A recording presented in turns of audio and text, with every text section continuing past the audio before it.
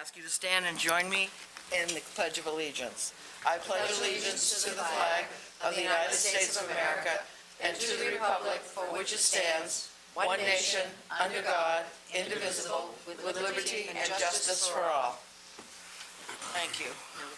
And roll call. Councilor Alquist? Here. Councilor Holbrook? Here. Councilor Wood? Here. Councilor Roy? Here. Chairperson, sorry. That's Grant Ford. okay.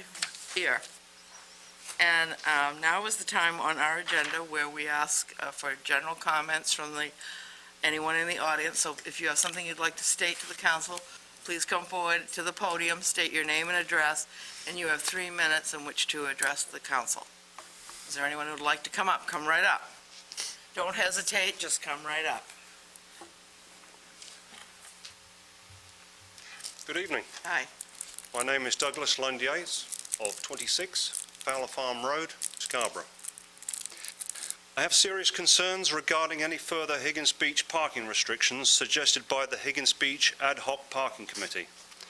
This ranges from a total year-round on-street parking ban to a limited 30-minute period with only a few parking spots on Bayview Avenue.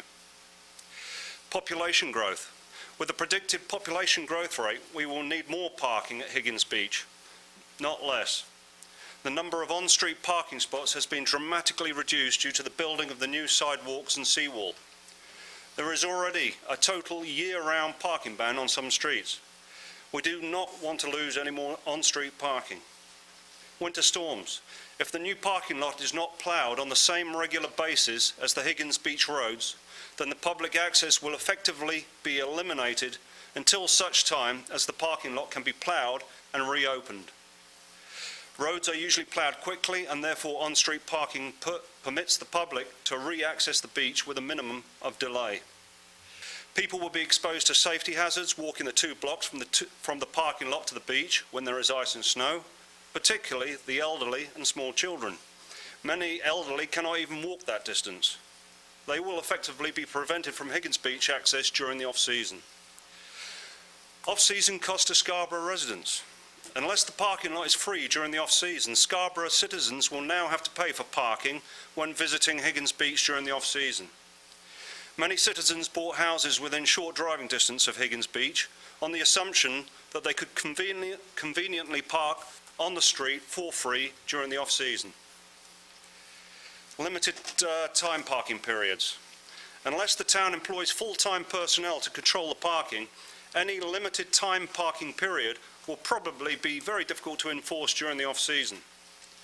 I'm concerned that very little input was invited to the Ad Hoc Parking Committee from Scarborough residents who actually drive to and park at Higgins Beach for recreation. The Ad Hoc Committee was nearly all comprised of Higgins Beach residents. If the public and Scarborough residents who are watching this are concerned that their right to Higgins Beach access and on-street parking is slowly being eliminated, I encourage them to express their views to the Town Council members and send letters to the local papers.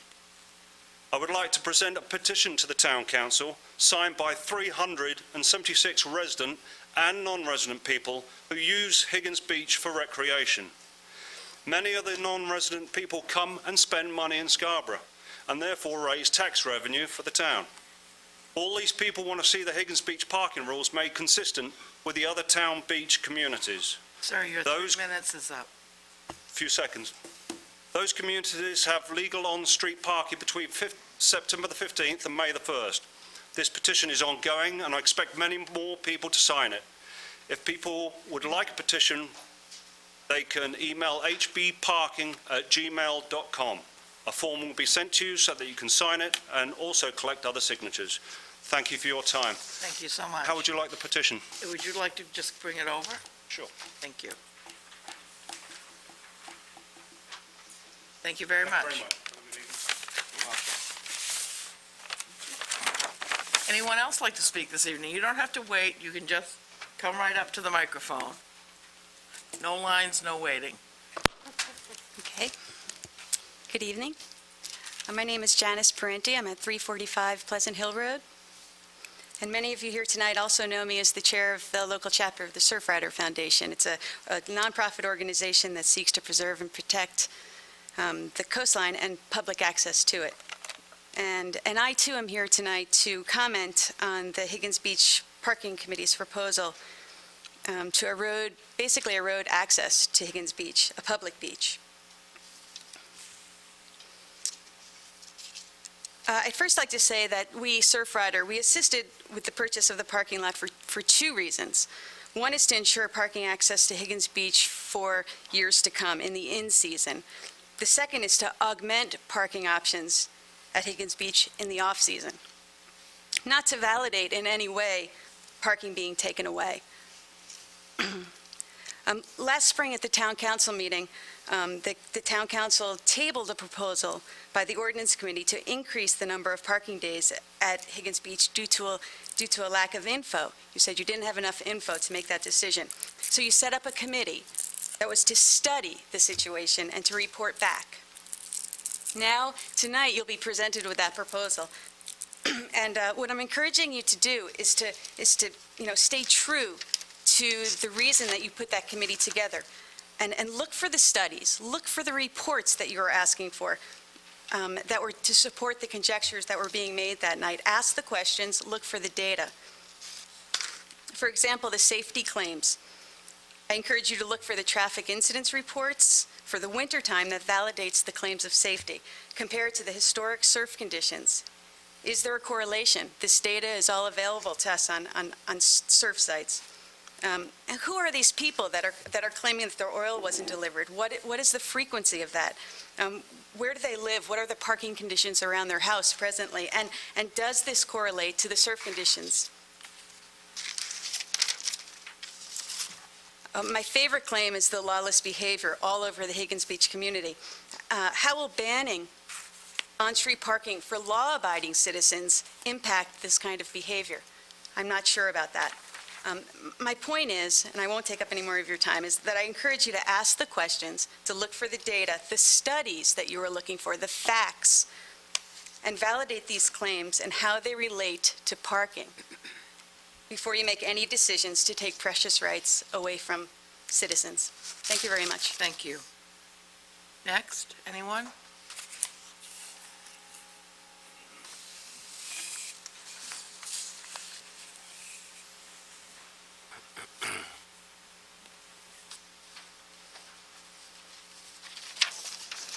Hi, my name is Audie Harris. I live at 8 2nd Avenue, and I'm going to kind of switch gears. I'm here to speak about the proposed rezoning from the R2 district, the 20 Elmwood Avenue property, currently owned by the Maine Department of Transportation, and it's for sale and under contract. And the proposal is to rezone it to a BOR zone. And I spoke the other evening for the at the planning board also. And my concern about that is, number one is the noise impact. That's 6 acres, and it runs between the 295 connector, or the 295 off-ramp, to the neighborhood behind the Scarborough vet. Yeah. That area right there, it's 6 acres, it's very old wood, it's very dense, and it's a very impressive buffer zone for the families that live out there, back there, the homes, and it is a residential neighborhood. It's an R2 right now, and that area, of course, people live there, walk on the streets, kids ride their bikes, there's bus stops right there, so that's a concern about the noise impact if that, the heavily dense and old-growth trees get removed. Safety impacts for the increased traffic, the parking, the driveway, roads, and of course the visual impact. We will, possibly be able to see the 295 ramp from that. And I know that there's a interest, the party that's interested is an existing medical practice building. So I'm concerned about, evening hours, weekend hours. I mean, a lot of medical practices now accommodate the working public, the 9 to 5 working public, so they sometimes have time for that. And I know that there's been talk about changing that to a BOR zone to have kind of like a medical corridor right there. And the facilities that have been referenced are the main medical facilities, the Foundation for Blood Research, Elevation Center, Nonsuch River Plaza, and those all exist on the other side of the 295 connector ramp. On our side, it's a residential neighborhood. It's an R2 zone. The property, it has an address of 20 Elmwood Avenue. It's not a Route 1 piece of property, not a Route 1 address.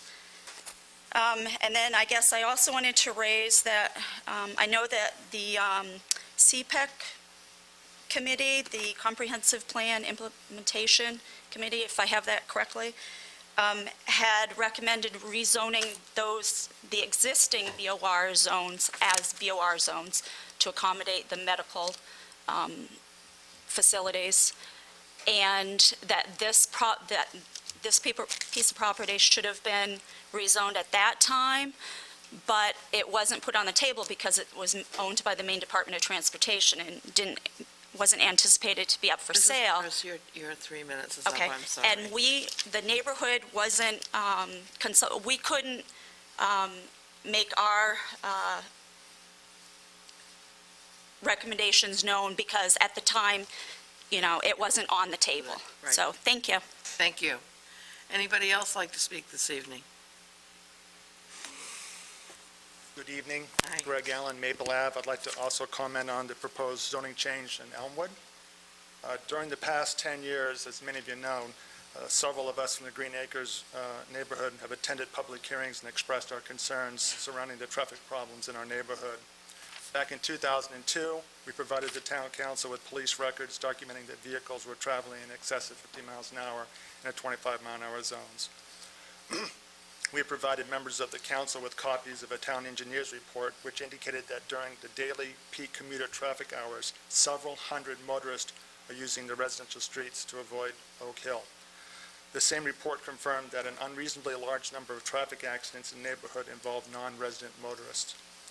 We have clarified to town officials that Maple Ave and the adjacent streets in this residential community have never been designated or considered collector roadways. Although we expressed our concerns, additional traffic from Abigail Woods, the Sequoia Lane subdivision, and Windward Heights have been added to the neighborhood. In 2006, an access road to the Oaks apartment was constructed onto Maple, which added more traffic. A few years ago, a 16,000 square foot hospice facility was imposed on this neighborhood with little consideration for the negative impact on local residents. This added the equivalent of 240 cars a day to our already overcrowded streets. We've been told that the Oak Hill intersection cannot handle the peak traffic load, so Maple Ave and the adjacent streets need to be used as a travel route. We reminded town officials that Hannaford Drive is 0.8 of a mile from Maple and could be used as a suitable bypass for commuters looking to bypass the Oak Hill intersection. Over the years, various planning decisions were based on traffic impact studies which only considered roadway capacity and peak hour trips. Unfortunately, town officials have failed to take into account the viewpoint of homeowners, pedestrians, and bicyclists when considering speed and volumes levels that are considered safe and acceptable. I want to stress to the council that a significant number of out-of-town motorists use our neighborhood streets as a shortcut to either Main Med or the 295 spur. The convenience needs of out-of-town motorists should not surpass the safety needs of local residents. In February of 2003, the town council amended the traffic ordinance allowing for the installation of stop signs along Maple Ave. At that time, the council made a pledge to continue working with local residents if additional steps were needed. I'm asking the council to uphold this pledge. Permanent and meaningful traffic calming measures need to be put into place in the Green Acres area neighborhood as part of any rezoning process. The modification to the road system in the Higgins Beach area confirms that the town has the knowledge and ability to address traffic issues. Thank you. Thank you. Anybody else?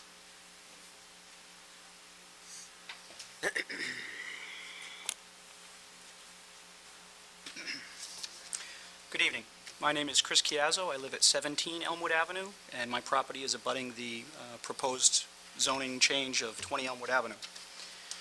First of all, thank you for the opportunity to voice my concerns on the proposed amendment to change the zoning of the property at 20 Elmwood Avenue.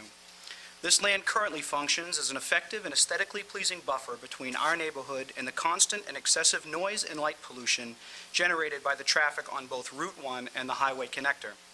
As much as I would prefer to see this parcel preserved in its current state, I understand that the town does not own the land and thus cannot control if it will be sold or to whom it may be sold to. The council can and should, however, exercise its influence as to how it may be used in the future. There are currently no formal proposals for the use of this land before the planning board, and as such, we are all left to speculate about its possible future development. If the property remains an R2 zone, it was supposed at the planning board meeting on Monday night that if unencumbered, no more than 12 units could be built on this small 6-acre parcel according to the existing regulations. It is clear, however, why SEDCO is requesting this zoning change. On paper, the extension of the BOR zone looks like a simple and logical progression. It's adjacent to the existing successfully developed BOR zone, appears to be located along the Route 1 corridor, and has a very high, quote, visible appeal from both Route 1 and the highway connector. Certainly all very attractive traits to any would-be commercial developer. A visit to this parcel of land for any length of time longer than the 10 seconds required to drive by it on the connector, however, clearly shows this not to be the case. A closer examination of the zoning map shows the connector itself, which is the yellow line, acts as an effective barrier to the free flow of traffic to and from this property. It has been agreed by all that there is little or no chance of direct access from Route 1 without a possible concession from the DOT for the construction of an exit or spur directly off the connector. It was also suggested at the planning board meeting that a concession such as this was unlikely to be forthcoming. In addition, a BOR zone would certainly allow the DOT to maximize the return on the sale of this land, even though they had long promised the town it would never be sold, and after it was acquired from a Scarborough resident by eminent domain. Regardless of which permitted use is authorized under the BOR zone, it is understood and agreed by all that the traffic to and from this location will increase dramatically. With the current lack of traffic access from Route 1 or the connector, all this extra traffic will be pushed onto the existing residential streets. This increase in traffic will have a permanent and negative impact on the safety, quality of life, and value of our property in this long-existing and stable neighborhood. If the planning board meeting is any indication of the wishes of the local community members, I don't believe you will hear rousing speeches from my fellow neighbors asking you to aid in the commercial development of this property. In fact, I've yet to speak to one member in my neighborhood who is in support of this change. Mr. Cazzo, you have 3 minutes, so could you Can I bring it just to give me conclusion? to wrap it? Thank you. Yeah. If you accept the notion that this land cannot be preserved and someone will develop this property at some point in the future, then you're left with one of the following choices. Support the wishes of the local residents by leaving the zoning as R2, support the wishes of SEDCO, who has requested the change for commercial development, or perhaps make a third choice to create a contract zone, which I understand is more cumbersome to regulate, but could give greater input as to the type of development that may occur, as well as address the merits of future detailed proposals on a case-by-case basis. I was very pleased at the planning board on Monday night that 3 of the 5 voting members stated it would be their recommendation to the council not to accept the requested changes to the existing zoning. I applaud their wisdom and hope the council members will consider their recommendations as well as the clear wishes of their constituents when making the final decision regarding this zoning change. Thank you. Thank you. Anybody else? Yes. Hi, I'm Chris Uzzi. I live at 13 Sunset Road in Scarborough. I certainly second all of the comments made by Greg and Chris and Audie about the traffic issues, light pollution, noise pollution, all that kind of stuff through here. I'll try to maybe hit some new points. Okay. BOR in the zoning is for, quote, a major employment center. We don't want a major employment center in our neighborhood. I'm sure you guys don't want a major employment center in your neighborhood. We understand that business is important to the town, to the tax base, but putting a 6-story facility in this residential neighborhood is clearly putting the cart before the horse. We build up like that all over town. Nobody's going to want to live here. As I said, in the original BOR zone, it allows a building of up to 6 stories. We heard possible amendments to that on Monday night to restrict that to 35 feet when within 150 feet of a residential zone. I believe I'm stating that correctly. It's a small concession, frankly. We don't know what that looks like on here, and if you can put it in the middle of the plot, it's still there. You know, you still have all the parking issues that go along with that. As others have said, it looks like it's adjacent to the BOR, but it's really not. It's on our side of the street in the residential. There's no connection there. It's not even on Route 1, really, when you look at it. When you consider all that stuff, I think it's obvious that this should be a contract zone, as Chris had mentioned. We can deal with issues such as the size of the building, buffer zones, traffic issues in the neighborhood as part of that. Mr. Paul on Monday night had a couple of objections to the contract zone, one being that plot is too small to deal with that. I'm not sure I understand that exactly. We have a tool, let's use it. He said that we have a lack of control with the contract zone. I'm not sure I understand that either. It seems to me we have total control at that point. We can put in whatever language we want. If it's not acceptable, we say no and move on.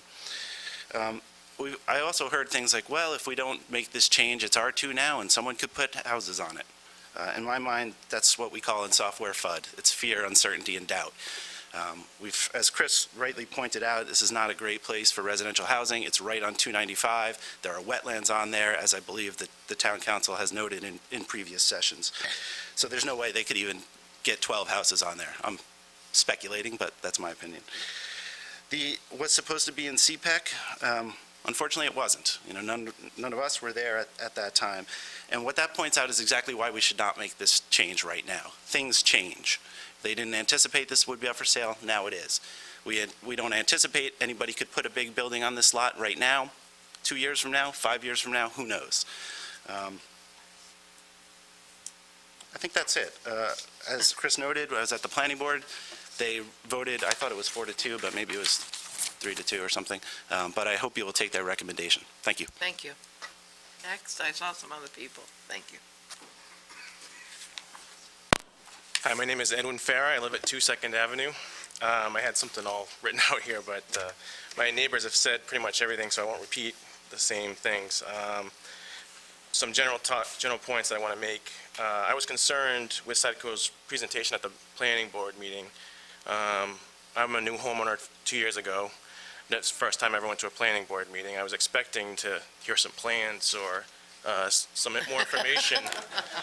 Instead, I heard a lot of things like, I think so, and I'm not sure about that, and I assume, and there's no way of knowing that.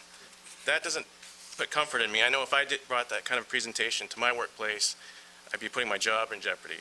So I was a little upset that there wasn't more details or more thought process put into this, especially knowing that it's going up against a residential neighborhood.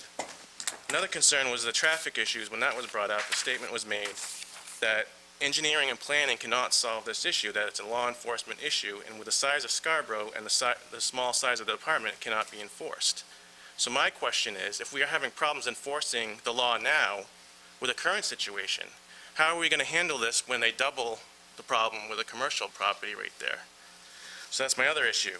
And the last thing is with the BOR zone, the other properties that are in it, the old Conica building, the Blood Research Center, and the old Humpty Dumpty plant. As far as I know, there are no residential neighborhoods behind those. So I don't see how it can be quickly, lumped in with that situation because it's a completely different situation. I'm with Chris. If anything, I support the contract zone because I think as residents we need to be heard. I think as a town we need to be heard. I think Richard said it at the planning board meeting. He's not sure why we're catering to the state. Just because it's a state property doesn't mean that Scarborough has to just allow them to do whatever they want, that we should take the time and do this the right way. As a resident of Scarborough, that's why I moved here, because I thought it's a good place to live, and I just hope we live up to that. Thank you. Edward, could you say your last name again? Farah, F-A-R-R-A-R. Thank you. Anybody else? Okay.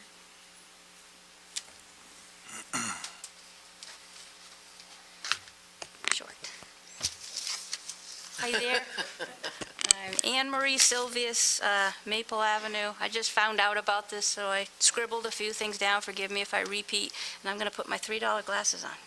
I didn't have last year. I just learned this past week that a parcel on Green Acres neighborhood was coming before the board, and not for the first time, that something was going to be reconsidered to be rezoned to accommodate some kind of medical practice or other. Seems that MDOT wants to sell a 6-acre piece of property that I was told was originally taken through eminent domain to construct. That's an adequate buffer to the 295 spur. It's a great buffer for an old neighborhood. As many of you know, the neighborhood's been around for 80 or so years, and I should know because my house is almost that old. It was pointed out that the planning board meeting on Monday that a hospital or medical building might be looking to develop this parcel to make it part of a contiguous business zoned area. Last time I looked in the dictionary, contiguous didn't mean, oh, across Route 1 and, oh yes, across the spur and then down in that neighborhood over there. Hope they put up a sign because they certainly didn't for the hospice. Again, I would like to know. I know this stuff because I do provide directions pretty much on a monthly basis to loved ones who are looking for their family at the hospice. What they're looking for is they're looking for a major roadway. They're looking for a Route 1. They're looking for a business park. They're not looking for behind that house. Once again, an outside developer like Harvest Development, who was trying to put a 3-story assisted living / Medicare rehab facility in our neighborhood. They were thinking, and the town was looking at, of plopping this into our residential area. For some reason, people think that Green Acres is a great place to put business accommodations. I do not understand that because this is an old, stable neighborhood. Some of you may remember me from the Harvest Development trials. I came before you and I said there is no rehab facility / assisted living from Kennebunk to Augusta that is not on a major road like Route 1. It's not down Route 1, down that road and through that field. The same thing with this development. This is not on Route 1. This is not by Humpty Dumpty. This is, again, in a business park. And again, as with Harvest Development, you cannot legally enforce and tell your employees, you can't go through that neighborhood to access Route 114. For some reason, no one seems to think that there might not be people coming from Gorham or Buxton or Saco. For some reason, everyone sees the spur as where they're all coming from, or South Portland. This is absolutely ridiculous because we were told from the Harvest Development there would never be an egress to or from that spur, so I don't know why they think it's going to happen with this. They can't even regulate the traffic up and down our street as it is. People go 40 miles an hour through our stop signs, so if we're going to put hundreds more, it's not logical whatsoever. And all I want to say is that there happens to be a Haggis Parkway that's completely empty the last time I drove through it. I do not understand why they're not pushing people to look at the parkway to where we spent all our tax money to put places there. Your 3 minutes is up. And I am Could you almost conclude? done. We also probably need to sit a little tight. Perhaps Scarborough Downs is moving away. Now we have 400 acres to look at. The Haggis Parkway. We of Green Acres really would like you to seriously consider letting us live in our neighborhood and to stop coming before the board to keeping ourselves safe in our neighborhood from more and more traffic. Many of us are getting tired of manning the ramparts while other people keep digging underneath. Thank you very much. Thank you. Anybody else? Last chance, if there's anyone who wants to speak. Okay, I'm going to close this part of the meeting. Thank you very much. And I'll entertain a motion on the October 20th minutes. I would move approval of the October 20th minutes. Second. Discussion? Seeing none, all those in favor? Adjustments to the agenda, Mr. Manager? Nothing this evening? And I've already signed the treasurer's warrants. So we'll now proceed to our first order. Order number 10-78 is a 7 p.m. public hearing on the proposed amendment to the Town of Scarborough official GIS zoning map to change the zoning at 20 Elmwood Ave from Residential District 2 to Business Office Research District. Okay, would you like to review this a little bit before we open the public hearing? We I know certainly we've could. already heard a lot about it. I know Representative from SEDCO is here and is prepared to make some presentation, if you'd like to have that at the beginning, or he'll certainly take the podium as part of the public hearing. I think that would be fine as a preface, and then we'll open the public hearing.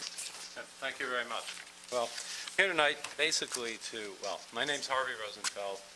I'm the President and Executive Director of the Scarborough Economic Development Corporation, just for the record.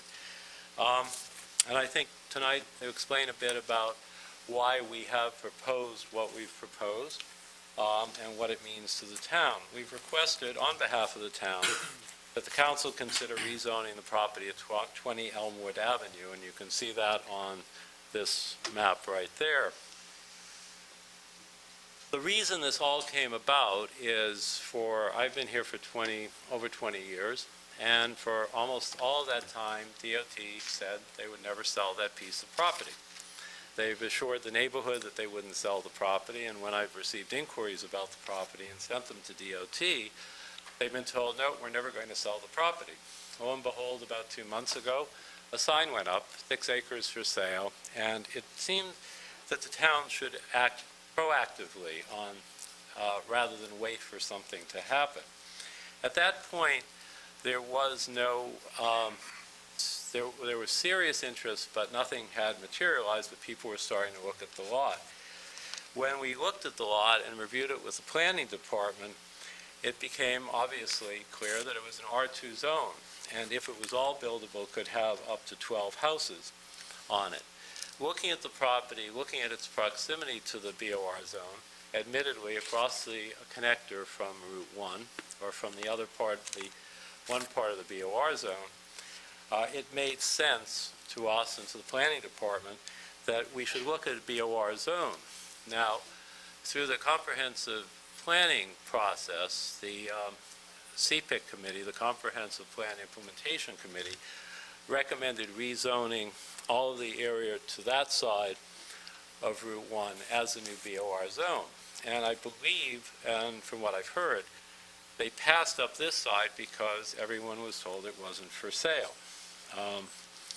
But anyway, the thought was, let's put it into a zone that fits that area of town. One of the things, too, that came up, the impact of commercial development in some ways will be less, because when a BOR zone abuts a residential neighborhood, there has to be a 50-foot buffer rather than minimal setbacks of 15 feet with a residential zone. One of the things, when we brought this to the council for the first reading, a concern was brought up that the BOR zone allows up to 6-story buildings. Now, one of the things that happens is allowing a 6-story building and having it practically happen are two different things. And what I have tonight over here, I hope you can see it, is one of the interested parties has gone as far as to do a conceptual zone of what could occur on that lot. Can everyone see it? Sort of. Well, I don't know how to get it closer to It's you. kind of dark, I think that's all, Harvey. I'm not sure well, getting it closer will help. This is the lot, this is the connector, main 295 and the 2 roads. This area in here is all wet. Developing the parcel will require on-site retention of stormwater. There has to be, because there is a swale through the property, a connector drainage water. What this will hold is a 30,000 square foot 2-story building with the necessary parking that's required by the town. If you were going to put a 6-story building, it would be very tall and thin, and you would need an awful lot of underground parking. So, thanks. So, in practical terms, this is very limited, even though it's 6 stories. So, I wanted to bring that out. One of the things we also did, the council at the first reading indicated, because of the 6-story building, we should go back to the CPIC committee and let them look at that, since they didn't look at that during the evaluation of the other BOR zone. I think you did get a note from the CPIC committee that they have approved or believe that the change to BOR is worthwhile, but because of the concern about height, to limit heights of buildings within 150 feet of a residential zone to 2 stories.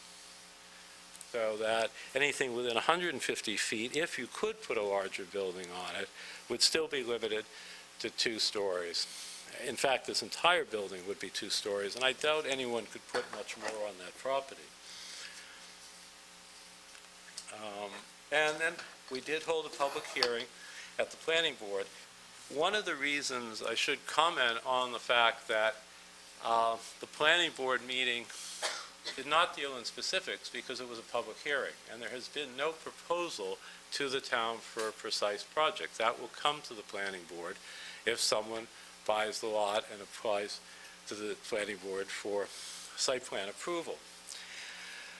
At the planning board, there were a lot of comments from the neighbors. You heard a lot of them already tonight, and a lot of those were concerns about traffic. And one of the things, quickly, if you could put, somewhere around 8 to 10 houses in there, if it became developed for housing, traffic engineers assume an average of 11 trips a day per house. That would provide somewhere over 130 trips a day generated by 8 to 10 houses on that property. And though it's all speculative, if those houses had kids, traffic would be going through the Maple Avenue neighborhood to 114 to the school complex. So either way, there's going to be some traffic increase in there. I'm not sure which will be more severe. We think that a commercial development would probably be less severe. And as you heard a few minutes ago, the planning board was mixed on their comments. We had some planning board members who didn't like the idea. We had some planning board members that recommended that the zone should stay the same, and you should listen to contract zone proposals. And we had some planning board members that said that it should be converted to BOR. The one problem with contract zoning, and those of you who've worked with me in the past know that I support contract zoning when it's in the best interest of the town. Contract zoning could also provide a 40-unit apartment building on that lot if the parking was there. Leaving it R2 and waiting for contract zoning proposals is not proactive, it's reactive. And that was why the planning department and I thought appropriately zoning it makes sense. So, go back to the plan. We think this is a workable plan. This is about all that can go on that lot. It still provides a buffer. And one thing people should understand, we, or the town, cannot control what a party that owns that land does. It's for sale, and they'll sell it. It has to meet the zoning. So, as unfortunate as it is, this lot will not stay a wooded, undeveloped lot. A 6-acre parcel near Route 1 with that kind of visibility to 295 becomes very valuable. And that will become something, if not right now, it'll become something when the recession ends, and it may not be something that the town wants. So that was our recommendation. I'll be happy to answer any questions now or after the public hearing. So, thank you. Thank you. I'm going to open the public hearing. So anyone who didn't speak or has something additional to add, please feel free to do that. Same rules, name, address, and 3 minutes. Just for the council's benefit, you were provided copies of the planning board minutes just before the meeting, so I apologize for the short notice, but that hearing was just Monday night, so they're hot off the press. Thank you. Christopher Chiazzo, 17 Elmwood Avenue. I spoke a little bit earlier, and I just wanted to reply to Mr. Rosenfeld's comments. This is brand-new information for us. This was not presented at the planning board. Okay, this is the first we've seen of this. So, listening to his points that he made, I did have some interesting questions that came up. Who is interested in this? We were told at the planning board that there was no interested parties, we're not sure, things are not aware, but clearly somebody has gone through the effort of putting a plan together, so someone must know that somebody's interested in this property. It would be nice if we could have some information to understand what we're up against, so that we can have an idea of how it may impact the neighborhood. Number 2, he mentioned a traffic study, 11 trips per day for a house. Was the traffic study done for a medical practice? They put in an entire connecting off of Franklin Arterial for the Intermed building there, an entire rerouting of traffic because of the frequency going in and out of that facility. the retention of wetlands. If they're going to have to put this in for, this much abatement in for the wetlands that exist for a commercial zone, how many houses can you really stick in there as a residential zone? And then my last comment was the buffer, the question of a buffer. Sure, 150 feet is a lot better than 15 feet. It's not nearly as good as the 6 acres that are there now. So those are my only comments. Thank you very much. Thank you. Yes. Chris Uzzi, 13 Sunset Road. Again, I'd just like to make some replies to what we've just heard. As far as commercial having less impact than R2 development, again, this is what I would term FUD. If we see 12 houses go in on this spot, I think everybody would be surprised. From what I've heard about the asking price of this piece of land, $600,000 to $700,000, it seems unlikely to me that someone would buy that for developing possibly maybe 10 houses. We've seen this plan. We've heard practically you couldn't do anything with it. I doubt it, but there's nothing concrete to that effect. As we've seen with CPEC, we meant to do this, we didn't do it, things change, maybe it's not available now, maybe it's later. Another concern that I have with this is that this is a giant retaining pond there. Looks like a breeding ground for mosquitoes to me, another problem brought into the neighborhood. As Chris Chiazzo said, we've heard about the traffic increase if they build houses, which is by no means certain. I didn't hear any stats for what a commercial facility would bring in and out. If it's any indication of what the hospice brings, it's significant. I, too, answer questions, I would say, more frequently than monthly on people looking to get to that hospice. In terms of being proactive, I don't see a need to be proactive. It's a residential neighborhood. It's zoned R2. I don't see any reason to change that. If we have something better come along and proposed, then let's look at it then. But it seems fine to me now, the way it is, and that's how I think we should keep it. Thanks. Thank you. Edwin Farah, 2 Second Avenue. My questions are, if they can think this far out, why can't we just hear some basic ideas? I know you're not specifically got details on a plan, but why can't we hear some ideas that you guys might have for buffer zones, for traffic issues, for, just some basic things? Obviously, you guys have dealt with businesses going into Scarborough before. I just don't understand why there's so many possibilities, and it could happen, and, I'm not saying we need the exact building that's going in there right now, but I'm a little frustrated that, you talk to us like, something's going to go in here. We understand that. We understand the state of the economy. We understand that the state owns this. They're going to sell it. We're not foolish. We're not children. We understand that. Talk to us. Tell us what we want to hear. You know we want to hear. Give us ideas. At least give us a hint that you want to work with us and not just talk above us and around us. Thank you. Thank you. Greg Allen, Maple Ave. If the town council wants to be proactive, I would suggest, why not put meaningful traffic calming measures in place now to address the problem we're having with cut-through traffic, and then look at options down the road and not be fighting the same fight every time a new developer comes into this part of town. I guess I'm really confused as to why meaningful solutions haven't been in place yet. Thank you. Anybody else? Yes, sir.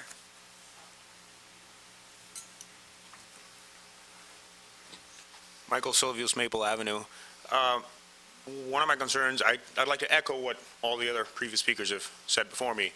One of the things that's not clear, that if we rezone it, we'd like to know what are the possibilities in terms of what could go in there. That's not really clear to us.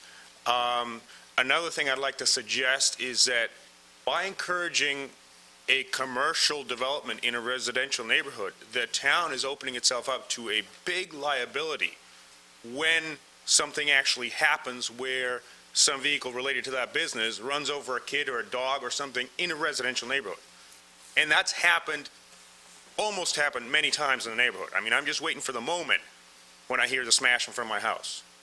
So you need to consider that one too, because then the town will be liable because you allowed that business to come into that neighborhood. So you need to think about that one too. Thanks a lot. Anyone else? Harvey. I beg your pardon?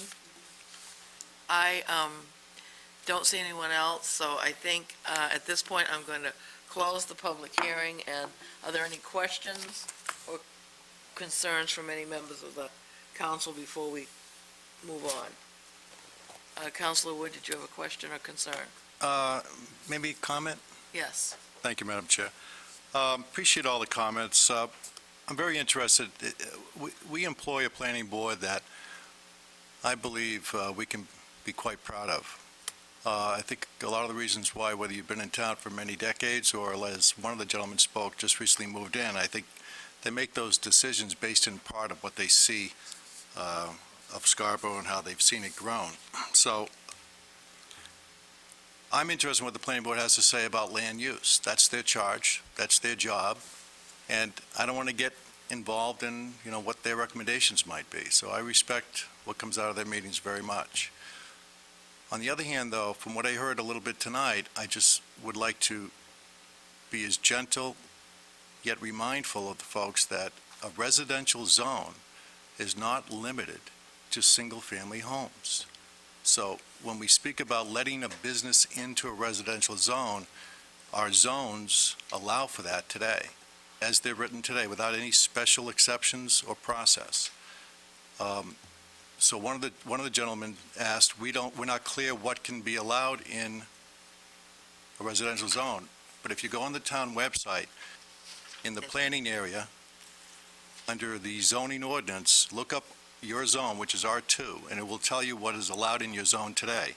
And just real quick, it does allow for places of worship, school, library, museum, family daycare homes, golf course, cemeteries, home occupations, group daycare homes, nursery schools, daycare center facilities, hospices, etc.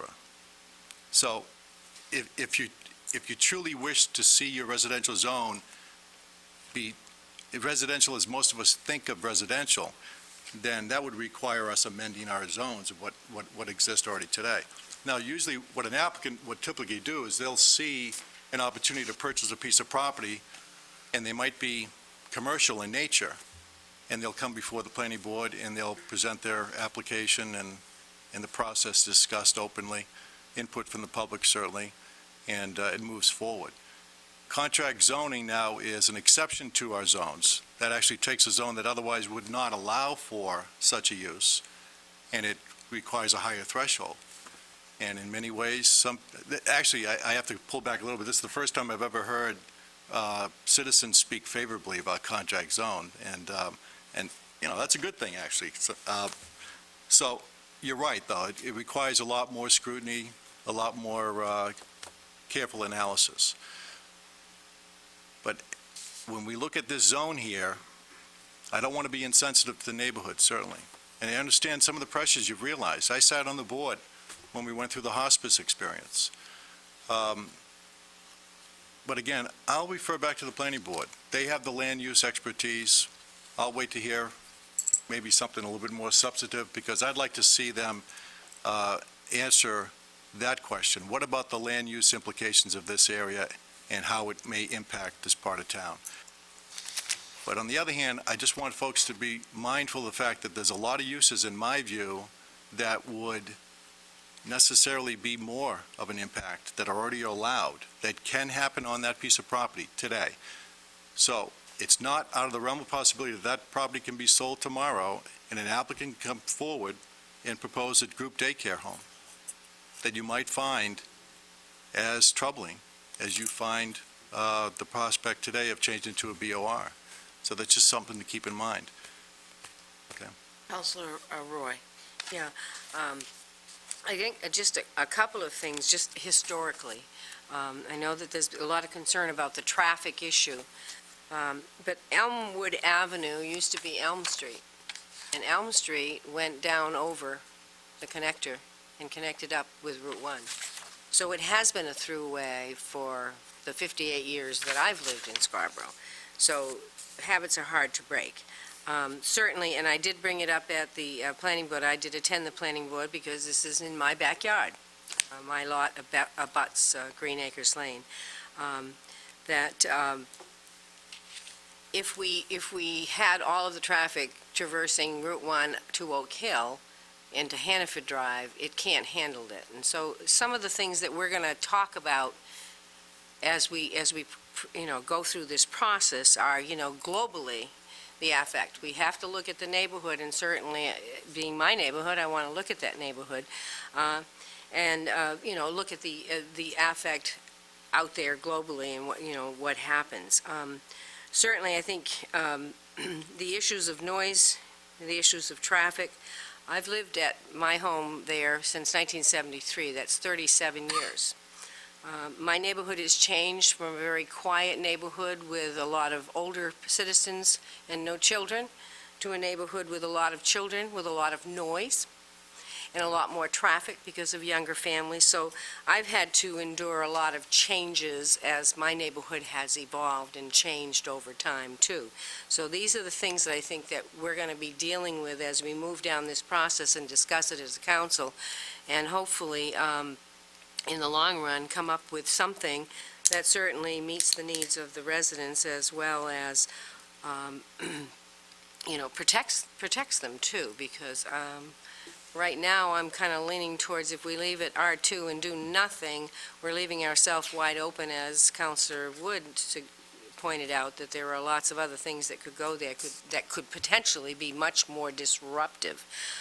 So these are all the things that I think we're going to be looking at down the road, and certainly I have to weigh in and look very carefully because it is in my backyard.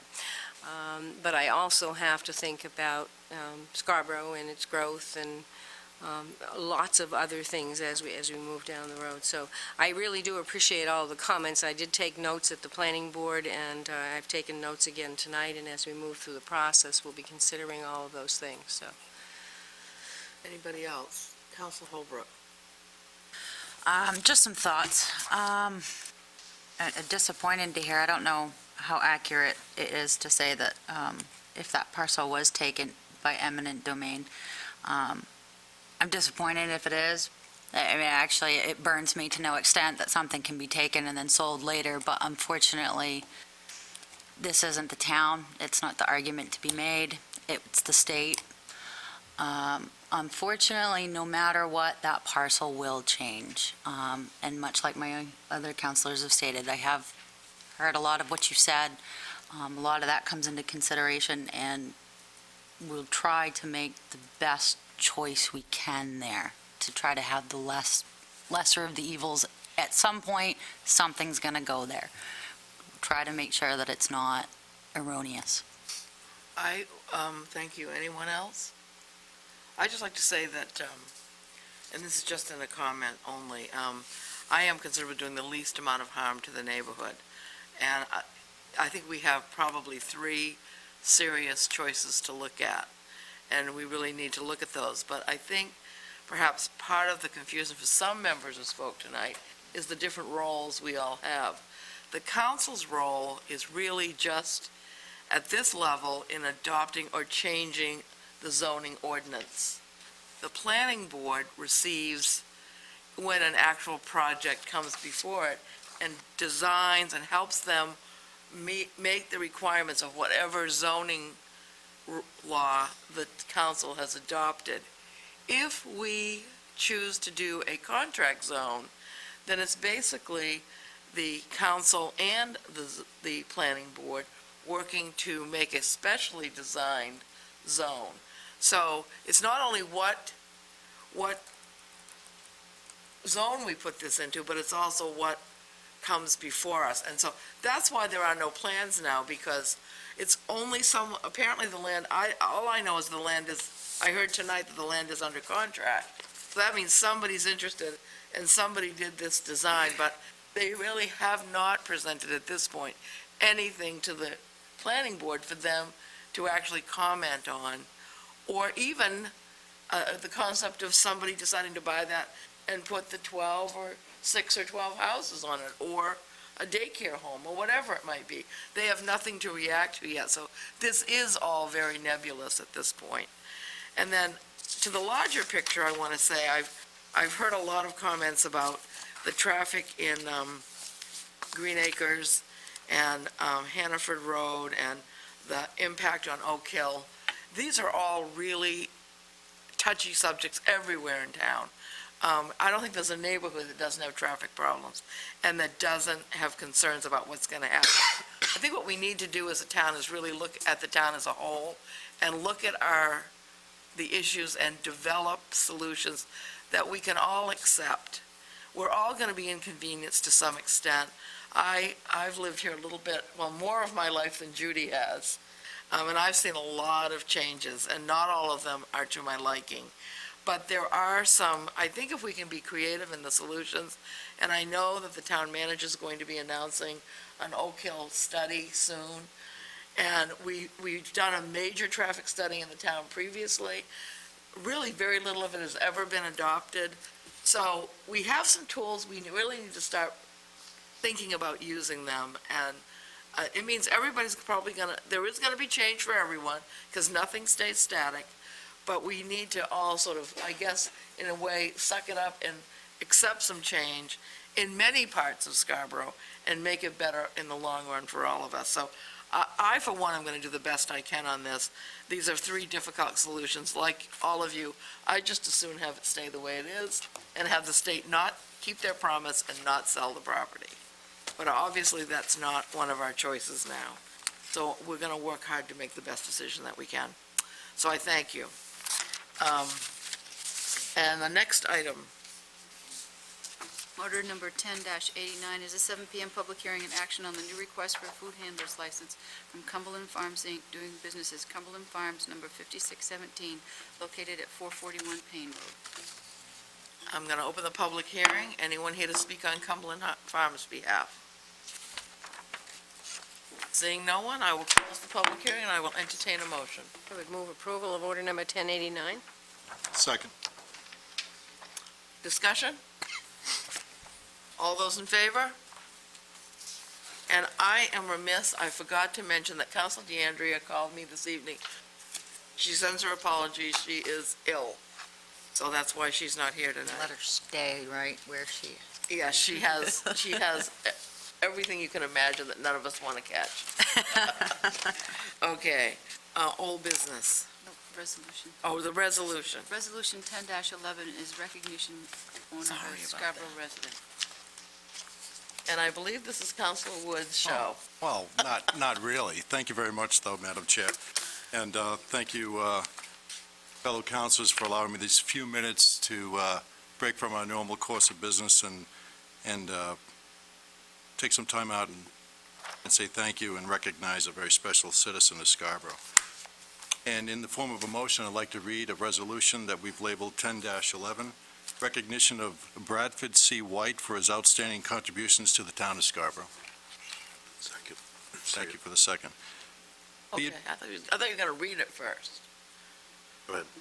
Be it resolved by the council of the town of Scarborough, Maine, and town council assembled, that whereas from time to time an individual demonstrates an extraordinary level of commitment to the town of Scarborough, and whereas Bradford C. White has served his fellow citizens with honor and distinction, and as an active member of various town committees and as a coach in youth sports, and whereas Bradford C. White had a vision for a town community park and developed the original conceptual plan for what came to be known as Memorial Park, and whereas Bradford C. White provided counselors with artistic drawings outlining his vision, and whereas Bradford C. White's concept plan came to fruition and has since become a prized asset to the town, whereby residents of Scarborough enjoy a diversity of public events and activities such as celebration of the town's 350th anniversary, concerts in the park, and numerous passive and active activities.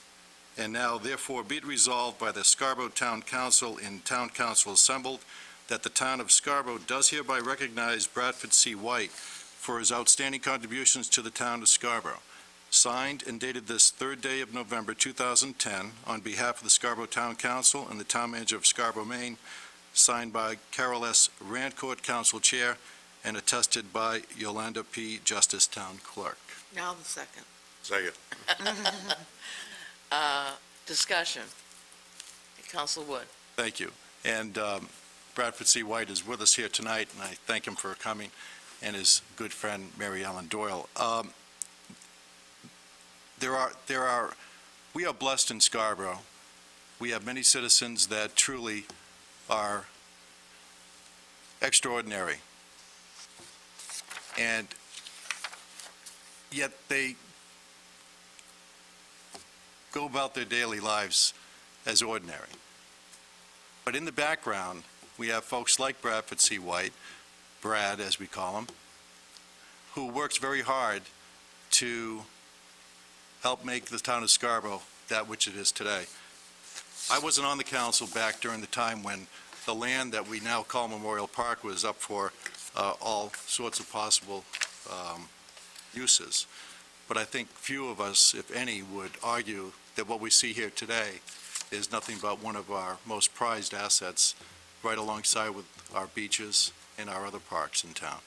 And I believe, after hearing from councilors that were involved in that decision-making process back then, they say, as I have come to believe, that without that vision that came from Brad and his effort and his work from behind the scenes, we wouldn't be enjoying Memorial Park as we do today. So I'm pleased to be able to recognize Brad. Memorial Park has served the community quite well for the last 5 years, and I'm sure for many, many more years to come. And I certainly am blessed to not only be a counselor for this great town, for its many great citizens, but also blessed to be able to call Brad a good friend. So I thank you for your support, fellow councilors, for this special recognition for Brad's efforts. Thank you. Anyone else? Councilor Alquist. And then, did you want to say something too? The other thing, I think there's a belated birthday also. Oh, okay. Councilor Alquist, Thanks, Brad. I echo all Mike's comments. I think you've made some incredible, put some incredible energy and effort in this town and the projects that you've been involved with. I remember back 10 years ago, I was on the Charter Review Committee with you, in which you were the chairman, which I thought was pretty painful, just to go through that process. But you certainly made it an enjoyable experience in the end, and I appreciate that. It was amazing how you could get everybody to come together, and we came up with a really good, solid document. But certainly all the other accomplishments that you have in town, it's an honor to be able to know you and certainly call you a friend, so thank you. Thank you. Anyone else? Did you want to say anything, Judy? Already did. Okay, I have to Happy throw in birthday, just a too. couple of comments. Speaking of pain, I did have the painful experience of seeing Brad down at Memorial Park, rocking and rolling a couple of times at some of those summer concerts. And also, Brad was the coach of my daughter's basketball team, and we have a lot of fond memories of our two daughters on the boards. So thanks, Brad. Anybody else? Madam Chair, I have a plaque that I'd like to present to Well, I Brad think we with should the first resolution. vote it. Yes. Then let's do that. Okay. Okay, all those in favor? Opposed? Okay. Brad, we have this plaque here with the resolution framed and yep. Come on up front, Brad. And Come on. the only known copy of an architectural drawing of Memorial Park. It was so early done that it was, at that time, called Scarborough Community Park as we waited for a more formal name. So. I'm surprised they didn't call it the Drive-In Theater Park. Thank you very much, sir. Thank you.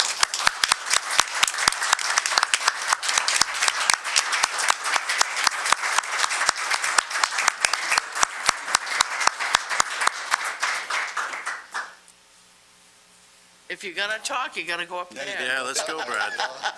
You know the drill.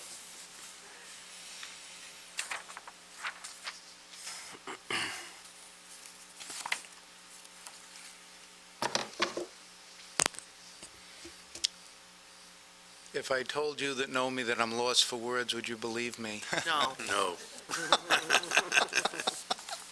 That was pretty unanimous, but no, really, I thank you from the bottom of my heart for the comments tonight, for the recognition. Has been absolutely my pleasure to do what I can, to spend whatever time I can to help in this community. I chose to live here. I wasn't born here. It's my home. It's where my heart is. We have wonderful people in this community. As much as we run into issues that may be controversial at times, Scarborough is a wonderful, wonderful place, and we should treasure it. I have the greatest respect for people who come to the calling and volunteer and run for office to do what they can do to be a part of how good Scarborough can be. I salute all of you that do that, people on other boards. As I sat in the audience tonight, I think I counted collectively more than 40 years of service of the elected folks that are sitting here tonight. That's an amazing, amazing amount of time that you folks have given for the people of Scarborough. I'm very, very humbled by this. I had a dream when I came here. There was not a town common in Scarborough, nice ball fields. But it was nice to have a place where people could call people up and say, hey, let's go meet down at the park and throw a frisbee or do something. And it's wonderful to see it happen. The people that drove the train on this at the council level, Councilor Mesa, who is not here today on the council, and Sue Foley Ferguson were part of the very original thoughts of this with me. In my office is a picture of the original plan with some cutouts from the Scarborough leader of kids jumping and having fun. And that's what it was all about. So I thank you so much for this night. It's a shock to me. Carol, I'm about to go over my 3 minutes, I think, so I'll cut it short. But thank you, and I salute you all for all that you do for our community. Appreciate it, and the work of Tody, and very, very, very proud and pleased with a fellow like Tom Hall as our town manager. I thank you for all working together. Thank you. Thank you, Brad. Thanks, Brad. Okay,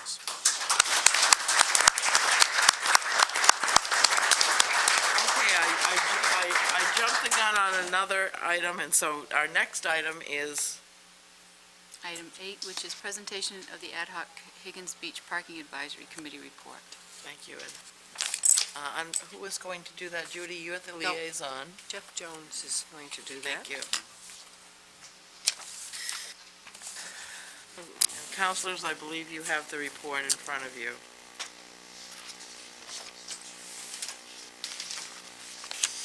I can just introduce, Jeff Jones was a member of the ad hoc committee for the Higgins Beach parking lot, and, not parking lot, but parking issue.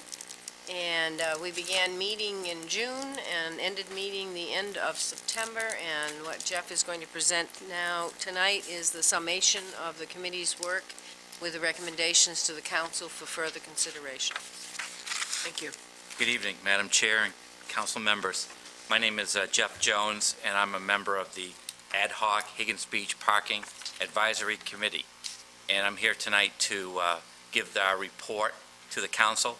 I figure it's probably time to do so. We've been reading about it for 3 weeks and already have been taking public comments. So I've been waiting for our chair, Dick Napolitano, to come back from Florida, but I guess we can't wait any longer. So I'm here to give the report. The committee was formed with a purpose was to advise the town manager and the council on parking issues and improvements related to the larger Higgins Beach area.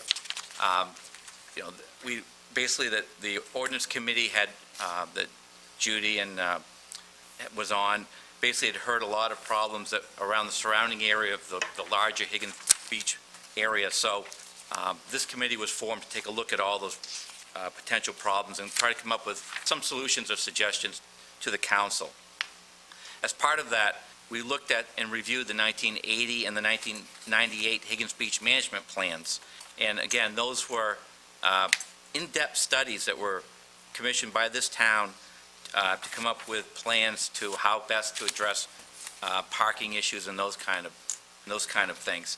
And what's interesting about both those, and those are in your packet from what I understand, what's interesting about both those plans is they both recommended that the town purchase a parking lot in order to ensure beach access, and that if the town did so, that there'd be restricted to no parking any time on both sides of the street. So it was envisioned back in both those studies that the town purchase a parking lot or a lot for cars to park, and at that point would post no parking at any time on both sides of the street. So we tried to operate this committee by consensus, and you'll see on the board who the members are. There's four of us here tonight: Ivor Carlson, Barbara Bellicose, Glennis Chabot, myself. Rodney Lawton couldn't make it, and of course, Dick Napolitano is hiding in Florida right now. And of course, we had Councilor Judy Roy, who basically kept us on task and kept us from wandering around for 10 committee meetings. And so what we did was we come up with basically suggestions that went around the table about just basically brainstorming about different ideas about how to make parking and public beach access better.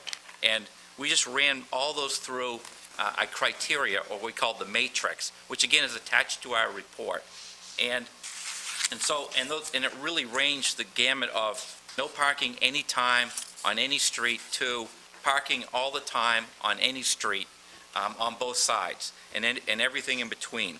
And we ran those through this matrix in our discussion of advantages to each idea, disadvantages, were there any enforcement issues concerned, legal concerns, what would be the cost to the town if this suggestion got implemented, the quality of life both for the residents and the users, as well as any potential environmental impact. And so after all that was done, we really came up with basically 9 recommendations to the council that I'm going to go through briefly. There's 11 recommendations that made the not recommended list. They were discussed, they were considered, but we decided that we would not recommend those to the council. Those are included in the report. They're included in the matrix, because you can see when we went through the advantages and disadvantages of each suggestion. But what I think, given the time involved here and that you guys can read the report for yourself, I just want to focus on what came out of the committee as basically a consensus of recommendations. And the first recommendation is to create a 5-minute drop-off area on the ocean side of Bayview, outside the travel lane, and maintain the existing handicap parking. And again, we're talking about this area right here. Do you have the map on the next one, Tom? If you can see the red shaded portion, we're talking about this area, which is just past the stairs and the ramp that exists today. Basically, what's happening is there's been a lot of safety concerns of cars backing up where the improvements were made to the seawall and putting in a sidewalk, that it's causing people are dropping off people at the stairs and unloading cars, and there's no space there anymore to get around those cars.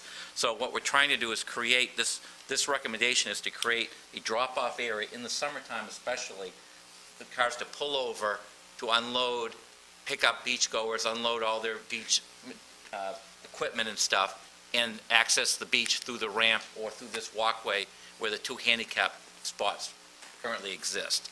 And that's approximately 200 feet there. So you can have a pretty large drop-off area, as well as possibly 10 parking spots for in the what we call the off-season.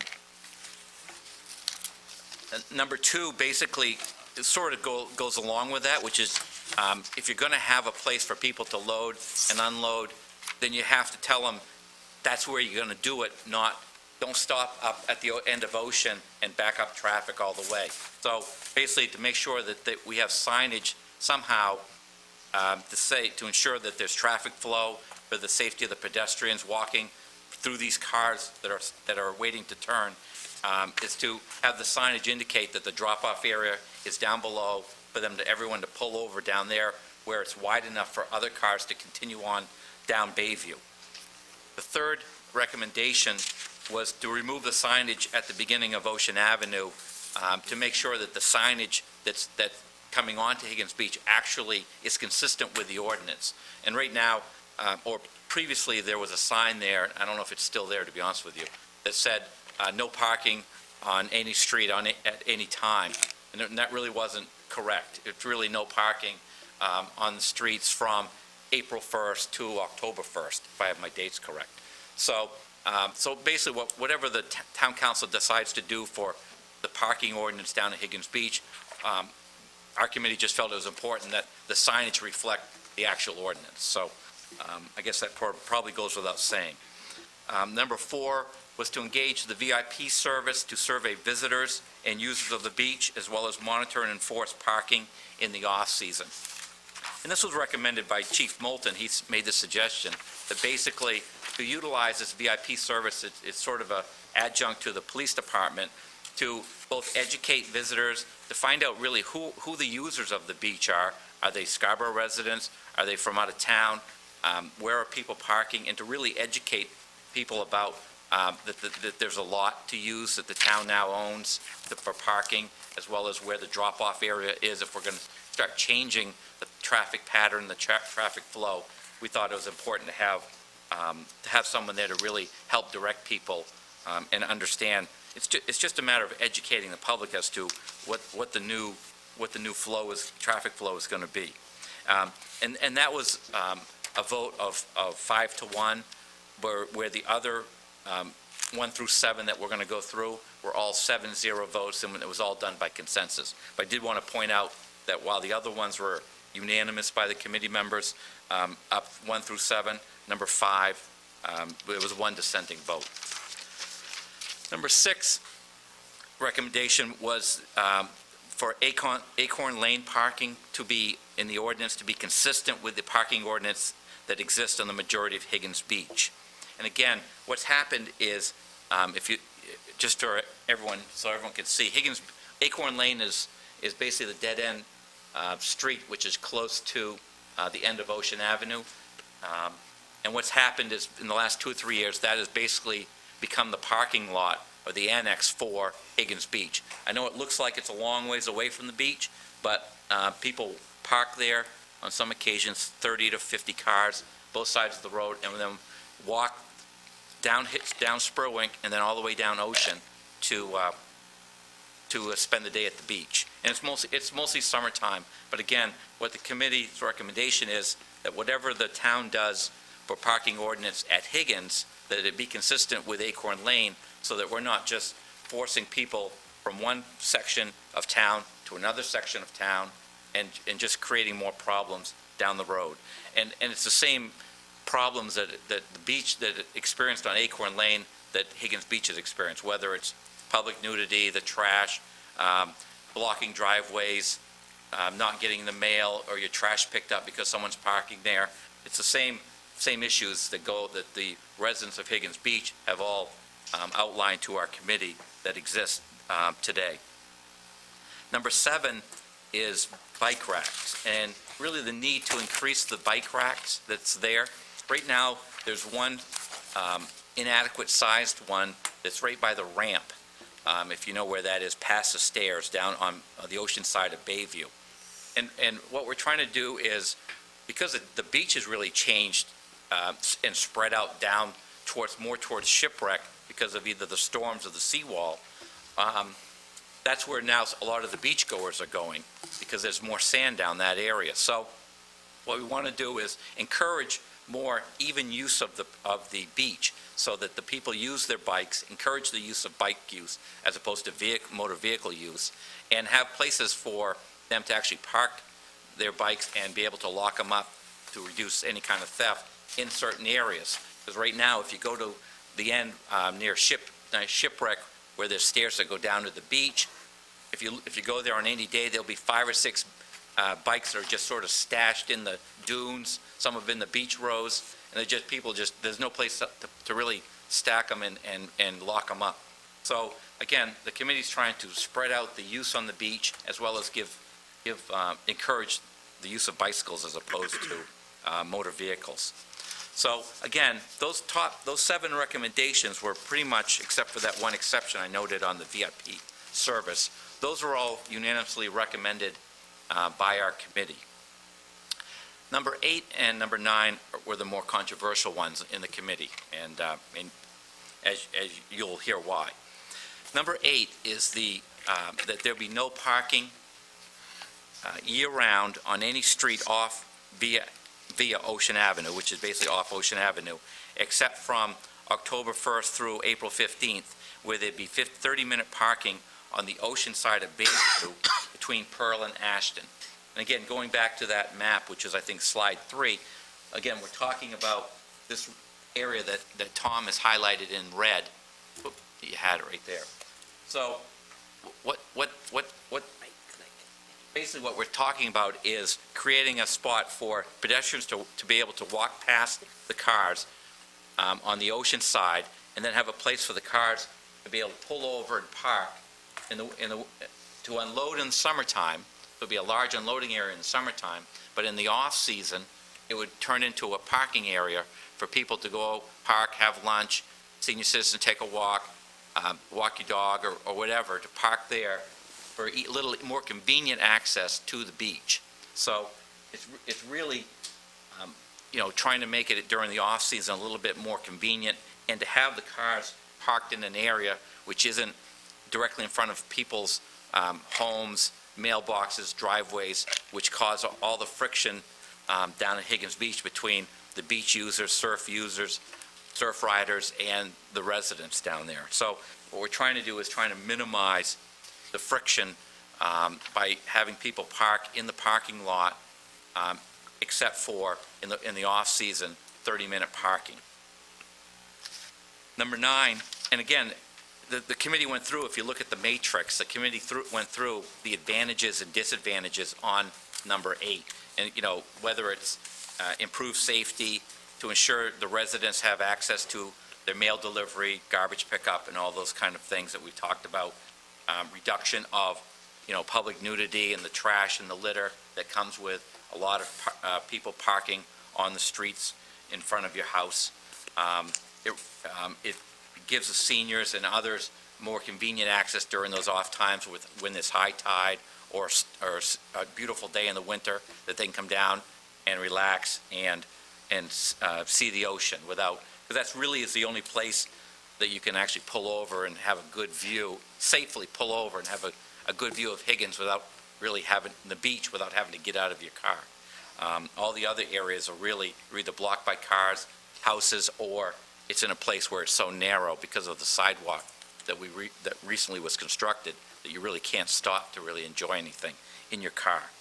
Of course, the disadvantage to number 8, which is in the matrix, is it limits the convenient use and parking of the beach that exists today in the off-season for beach users, because right now the off-season is from October 1st through April 1st. And parking is allowed on Bayview. So it does reduce the number of spots in the off-season. But again, our hope is that by the town purchasing the parking lot and providing a place for the beach users and goers to park convenient to the beach, which is basically 1 block away, that's going to help the situation, reduce any possible friction between residents and the users of the beach. Number 9, again, we were asked to give, I think, more like an advisory opinion recommendation. Tom is nodding his head, which is always a good thing up here.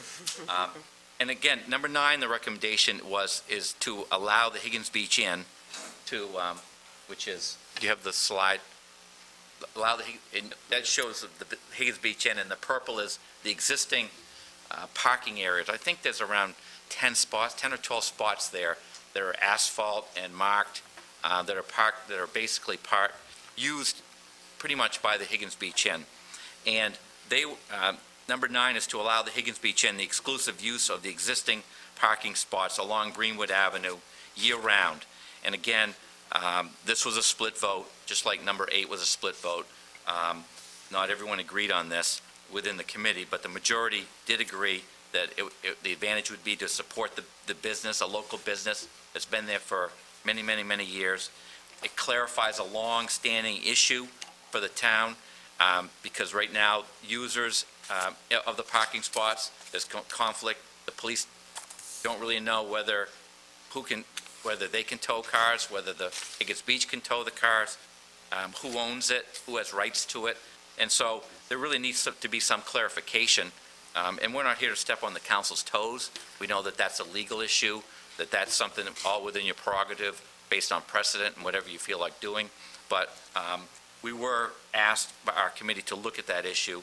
And we did receive 2 petitions during our committee deliberations. One was on this issue, where we received a petition of about 90 people that recommended that we allow the Higgins Beach in the exclusive use of these parking spots all year round. And we also received a petition regarding number 8, which is what we just talked about, which is, and that was signed by 253 people,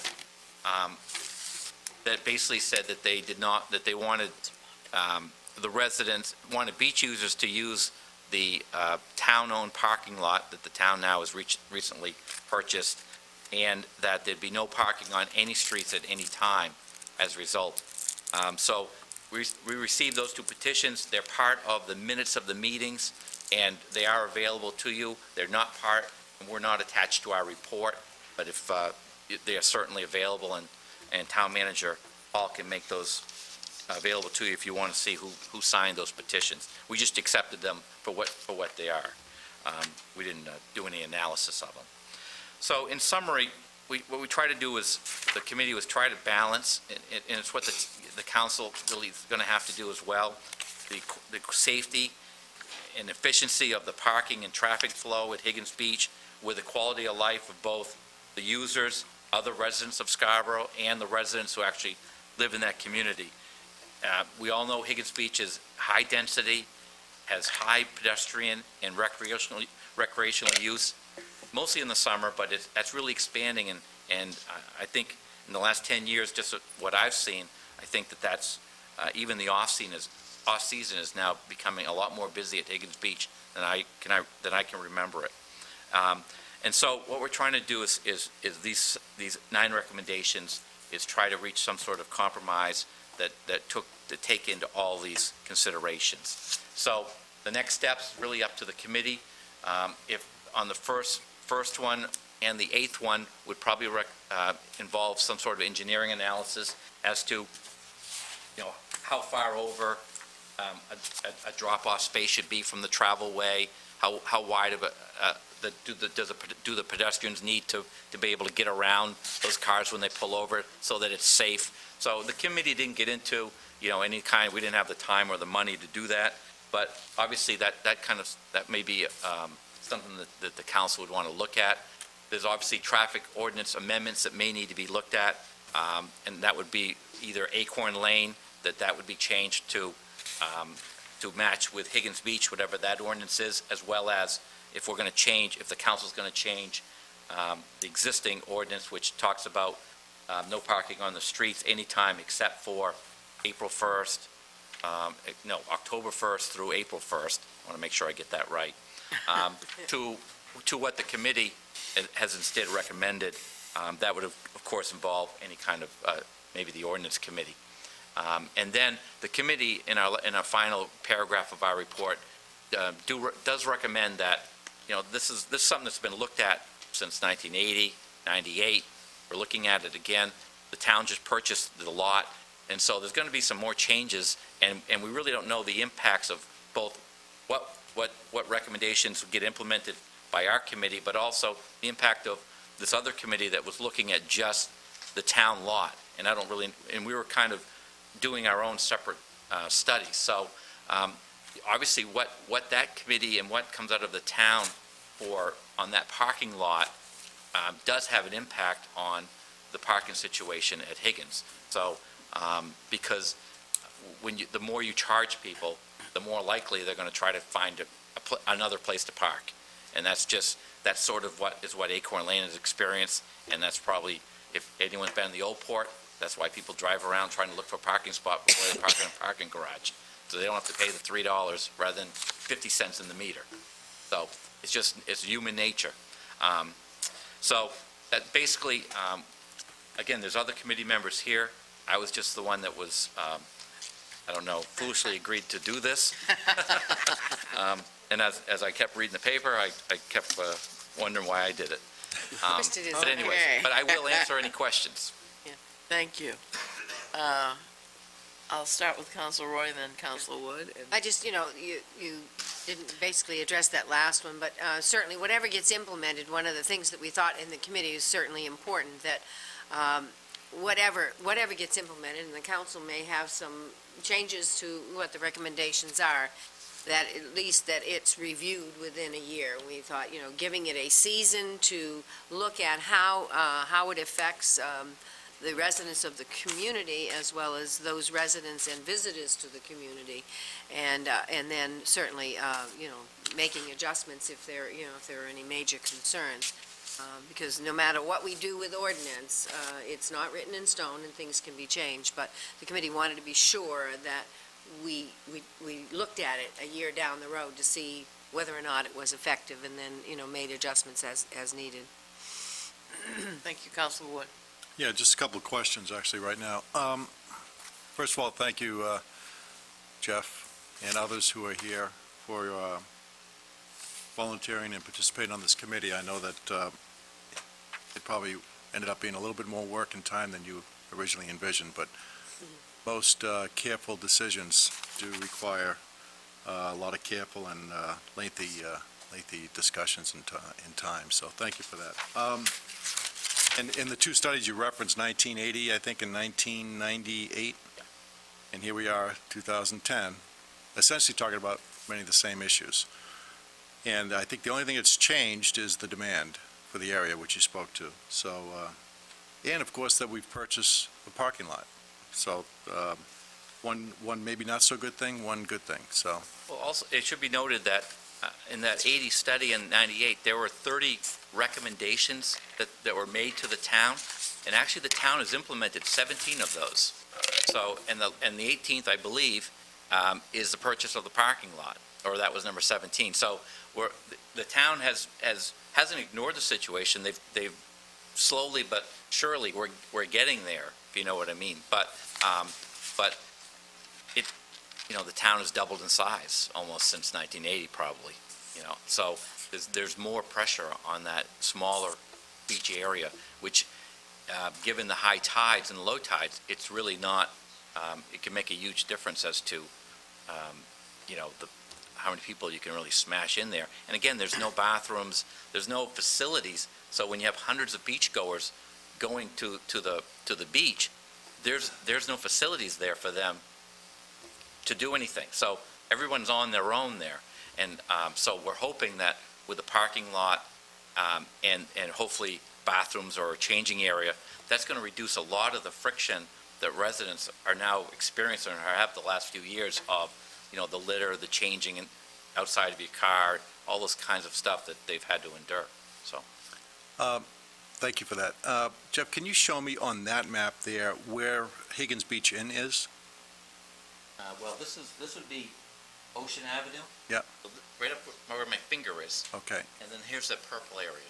All right, and so just a little bit, if you will, north of that would be where the parking lot area is. It's basically right here. It's right there, okay. So It's a block and probably 100 feet maybe. that helps me get a sense of the distance that one might have to endure parking in the parking lot and then walking to the beach, so. I mean, I don't know the scale, well, I can, it's about maybe 500 or 600 feet maybe. now, what is the off-season demand today? After October 1st, if you went down there, how many cars would you typically see parked on Bayview, or anywhere else for that matter, for purposes of enjoying the beach? Well, I mean, on any given typical fall, winter day? it really, I don't know if there, a typical day, there could be maybe Ivor, Ivor was on our committee and he's a surfer. I get, what I'm trying to arrive at is some sense as to whether you have confidence that 200 feet for on-street parking on ocean side of Bayview Right. will meet the typical and expected off-season demand? This is Glennis. Hi, She's Glennis. on my committee, so. She lives on Houghton. On a typical day, like this past week, where the ocean has sort of been like a bay, that is plenty of space for parking, I think. When you have high surf days or really beautiful days come like in February, after it's been really cold, then you'll have 35, we had 35 cars parked on Bayview in October on a really nice day. Yeah. So if adopted as presented, then there are, would you say, as many days that folks who want to visit the beach, will it be as many days as they will be directed or made to be parked or find their way to the parking lot, as opposed to parking on Bayview, as there will be other days that the demand would not exceed what Bayview can handle? There are a lot of days that the spots on Bayview will be sufficient, and there will be, times during the year when it will not. Now- And my other question is what kind of thinking and rationale went into a 30-minute time frame for off-season? We thought of 30 minutes because we wanted to have as many people as possible be able to stop and look at the scenery, or maybe take a short visit to the beach.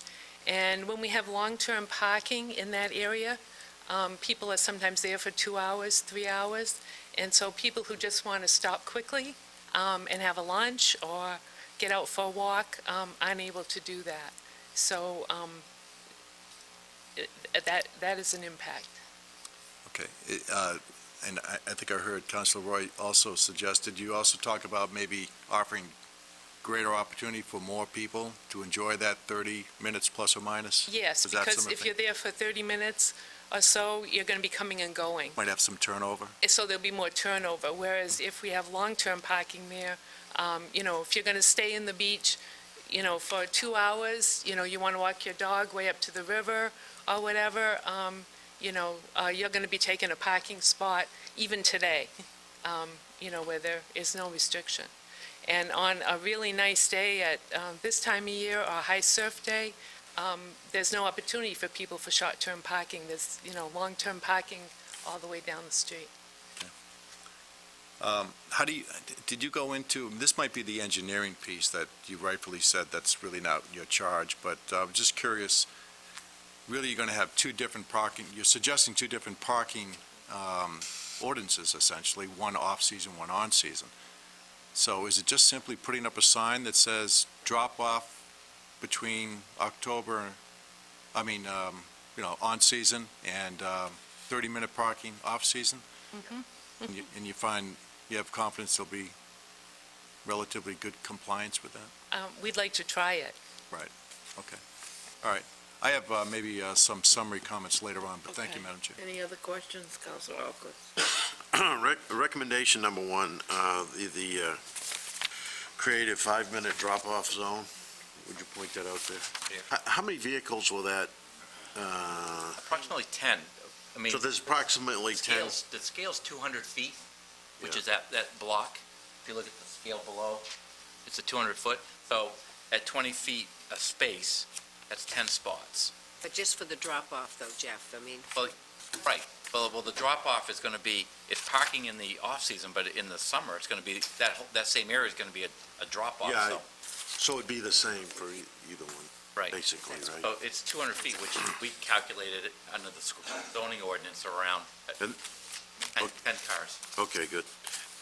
In number 4, it says engage VIP service to do a survey of all visitors, users on the beach, monitor and enforce parking in the off-season.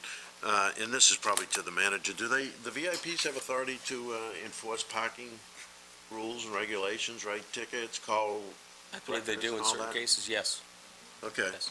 that's good. And this suggestion did come from the chief of police, so it Yeah, wasn't yeah. I just want to totally make sure ill-conceived. that we're clear on that. See him up there in the corner. yeah, he's in the back back. there. So, the work that the committee did, I know there was two groups there, you know, the surface and the residents that live there. Right. Kind of match up a little bit. Did that kind of happen? Yeah, I mean, like I said, the first 7 items, except for that one number, VIP services, and I don't remember why there was a lone dissent, but the first 7 items were really all done by consensus, and everyone agreed that those were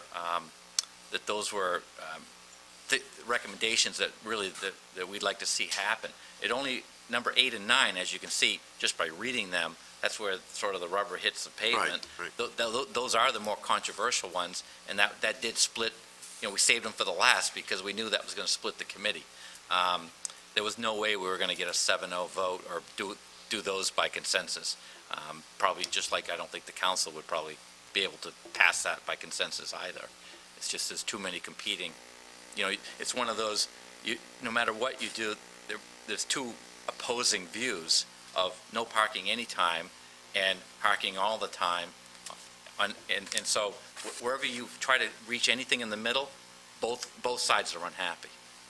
That's compromise, yeah. Yes. Yep. So. Okay. Thanks, Jeff. Anybody else? I have a couple of them. Oh, Councilor Holbrook. I just want to make certain, I was reading number 8, and if you could just show me on the map. Right. Number 8 says no parking year-round on any street access via Ocean Avenue.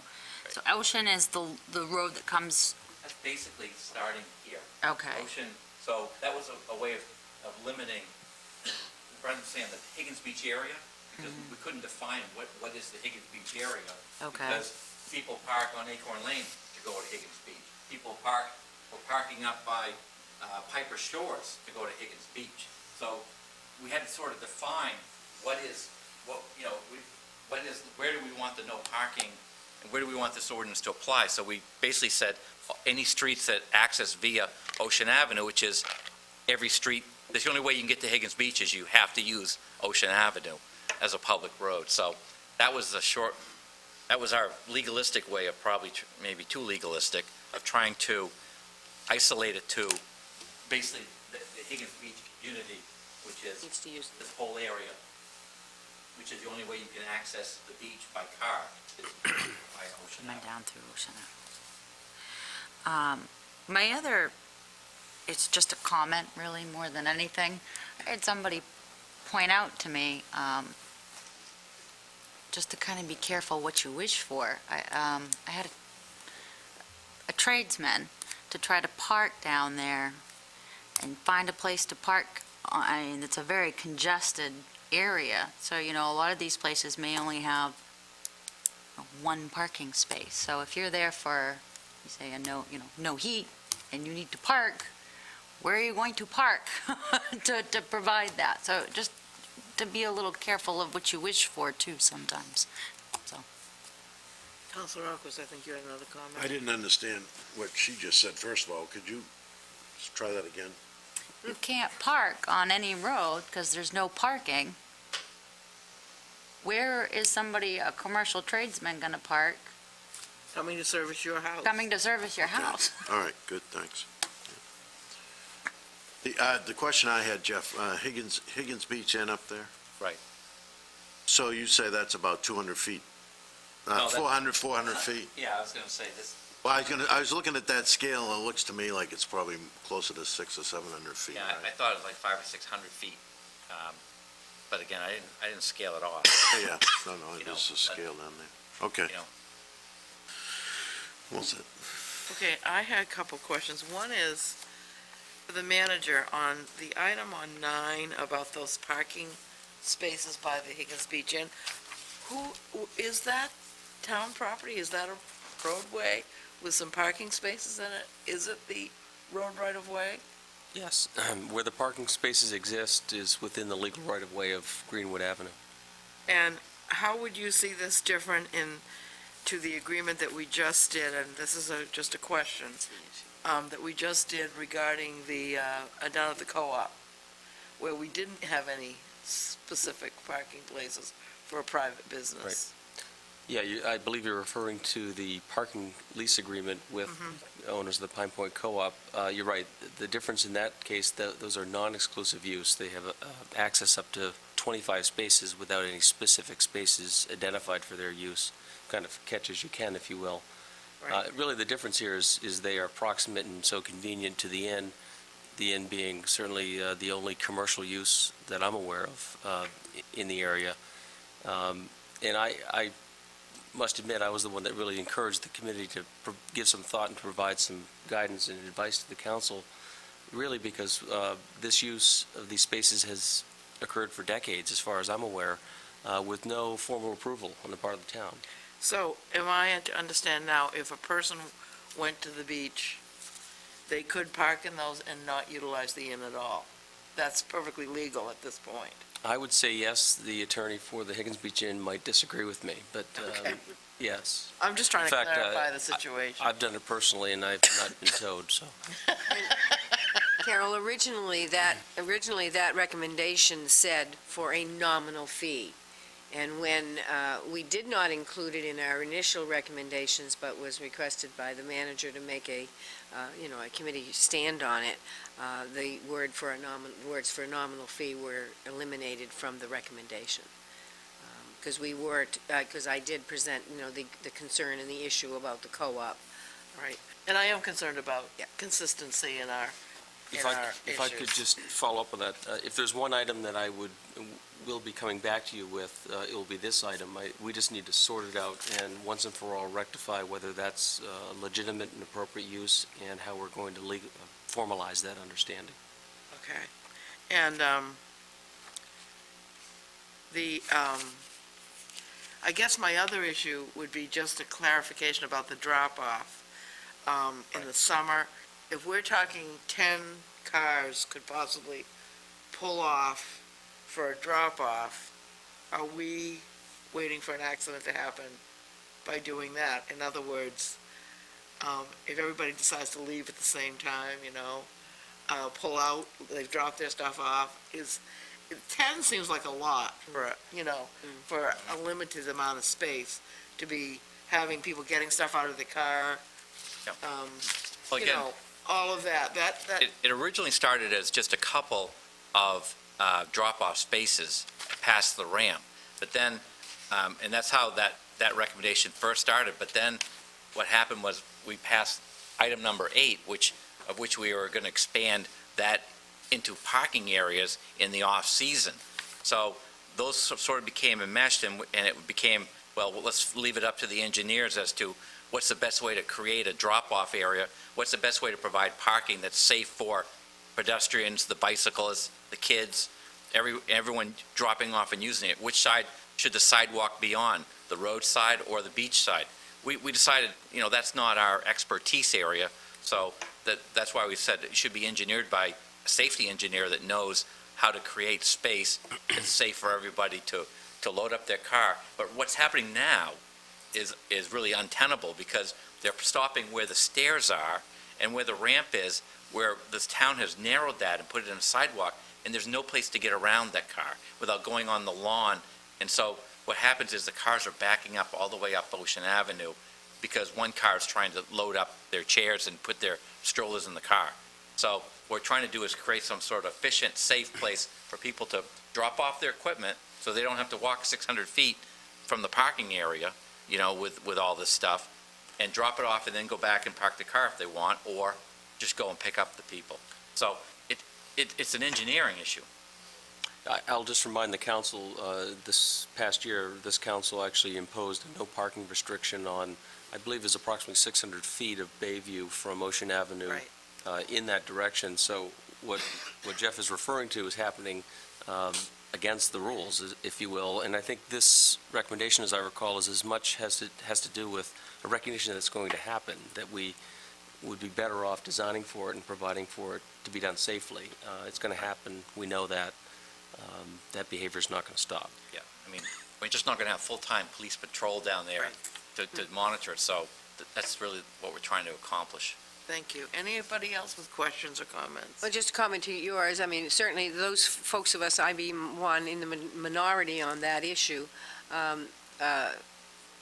want to see some parking on a year-round basis in that area, and so those are areas for further discussion by us that, perhaps they're not just used for drop-off, but you might allow the 30-minute parking, during the summer.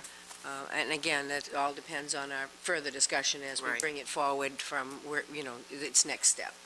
Certainly got a lot of work to do before we do that.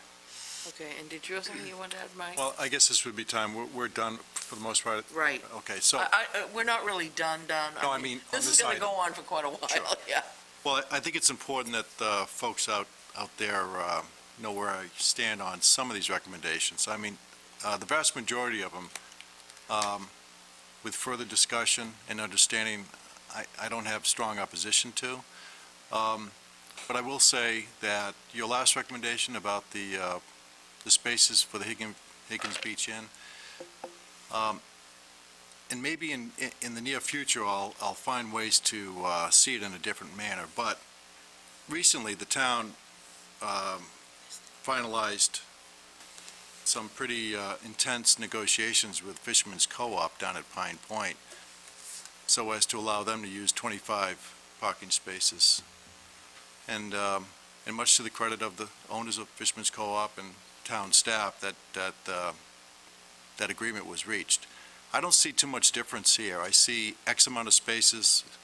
As far as I understand, it's town-owned property. It's valuable. And I do recognize that it's valuable to Higgins Beach Inn, certainly.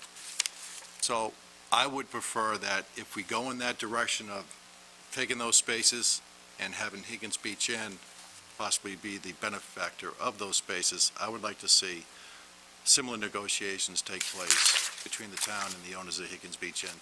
I think it's a matter of principle, it's a matter of fairness, and I'm sure that we'll be able to reach some sort of agreement, but I don't recommend those spaces be decided as put in this report. But other than that, I again applaud everyone for their hard work on the committee and look forward to discussing it further. Thank you, Madam Chair. Thank you. Councilor Roy. Yeah, and I'd just like to publicly thank, in the front row there, Glennis Shabbat and Barbara Bellicose, and Ivor Carlson is back there on the right, and certainly Rodney, who's not here, and Jeff Jones for their hard work on the committee. We had some very lively discussions, and I think, it all went well. I think, we agreed to disagree, I think, at some points in the time, but I think the committee took the task on seriously and came with recommendations that everybody could live with at this point. And I look forward to further discussion among my fellow councilors, and certainly perhaps if some of it goes to ordinance committee for further discussion there. And maybe we'll have some final thing by spring next year. But it's not going to be a quick process. I mean, we've still got a lot of things to consider, and there will be ample room for more people, public, to give more input as we move down the road. Thank you. And I, too, want to take this opportunity to thank the committee for its hard work. I sat on a similar committee at Pine Point, and I realize what a difficult and arduous task it is. And there are lots of ups and downs, and the council will still have a lot of work to do. But we really appreciate, I want you to know that we really do appreciate the work that was put into this, and it will be a big help to us in our further deliberations. So thank you very much. Yep, thank you. And we're ready to move on. Under old business order number 10-79 is a second reading to adopt the proposed new chapter 1018, Town of Scarborough Secondhand Dealer Ordinance. Could I have I know, Tom, you had some notes about this in your report, and that perhaps we might want to rethink this item. Well, So I'm not sure, should I propose a motion now, or should we You certainly consider could. tabling at this point? Yes, I'm suggesting that you do table it. We're a bit sheepish in front of you this evening. This council and the ordinance committees kicked this issue around for the better part of a year, it seems, and we don't seem to be coming up with something that hits all the points that I think are intended. And so we've actually taken a huge step back and rethought whether this is the right approach at all. And we would graciously ask for a tabling until next meeting, until we can sort this through. So if that's Thank you. acceptable, Thank you. we'd look for that. Council Holbrook? that I would motion Move that. to I'd table. move the table. Is there a second? I'll second that. No discussion, all those in favor? Thank you. Thank you very So much. that will be at a future meeting. Yes. Order number 10-90 is act on the names posted to the various committee and boards on October 20th as recommended by the Appointments Committee. And that is me, and I will move approval on the names posted to the various committees and boards, including David Bouffard to the Board of Assessment Review as a full voting member with a term to expire in 2012. And I think it's Eleanor Kuka? Kuka, yeah. Kuka. Yeah. To the Senior WOW Advisory Group as a full voting member with term to expire in 2011. Do I have a second? Second. Discussion. Just thank you to Ms. Again. Bouffard and Ms. Kuka for volunteering. Absolutely, we appreciate your service. All those in favor? Thank you.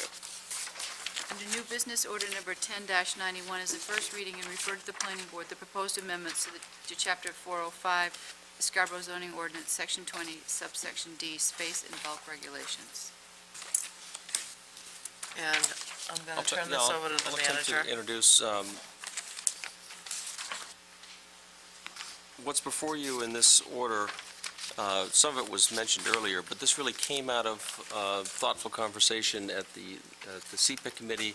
I think some of it was talked about at the planning board, although I don't believe they endorsed this. They weren't asked to, but I think they were aware of this idea. This is clearly an attempt to try to satisfy some of the concerns you've heard tonight.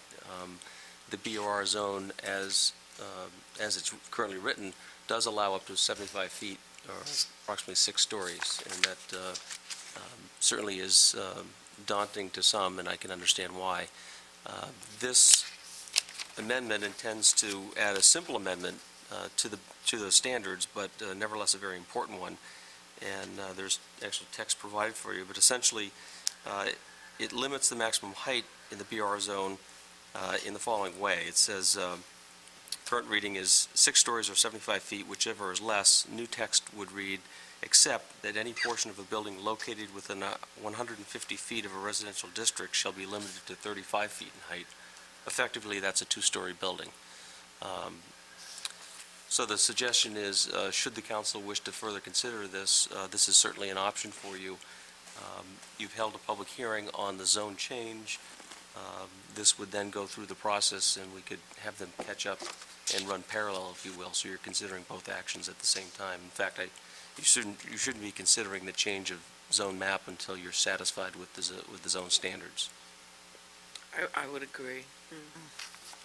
Council Roy and then Council Wood. And I think, too, this came out of a suggestion from Councilor Rancourt that, when we first were introduced to the suggested change to the BOR in that parcel, she said, well, geez, if it abuts a residential area, I wouldn't want to have a 6-story building go in there. So my question then to Harvey was, what other BOR zones do we have? And can we look at that factor? If there is a business office research zone, and if it's going to abut a neighborhood, be it this particular neighborhood or any other neighborhood, what kind of protection can we offer an R2 or, neighborhood abutting a business office research? So that's what spawned this, and certainly would go parallel with that other potential zone change, but, as we move down the road. But Carol, give her credit for it. She almost accused me of stealing her thunder, but I didn't. But I think, it's important. I think, when things like that come up, we, look at other, think about not just the project we're talking about, but other projects that could be coming down the road, so. Council Wood. Thank you, Madam Chair. Yeah, we talked about this at CPIC a couple Fridays ago, and generated some good discussion. It was met positively, and I just want to, Councilor Roy mentioned it already a little bit, but I just want to emphasize that we look at this regardless of the possible rezoning of that area, that DOT lot. This can be, I believe, a positive change to the BOR zone as it exists today. Although I can't give you examples, like one of the gentlemen who spoke tonight couldn't come up with, and I agree, I can't either, where a BOR zone directly abuts a residential, but doesn't mean that in the future, we might not see something similar. It does. So- Yeah, I'm sorry, what, where? Right across the street, the former Kmart site, the main med campus does back up to residential zone. Oh, okay, from behind, all So right. it does, yeah. So this was meant to fit with the existing buildings and infrastructure that we already have exist, and I forgot, the main medical center, as we all know, behind that is a residential zone.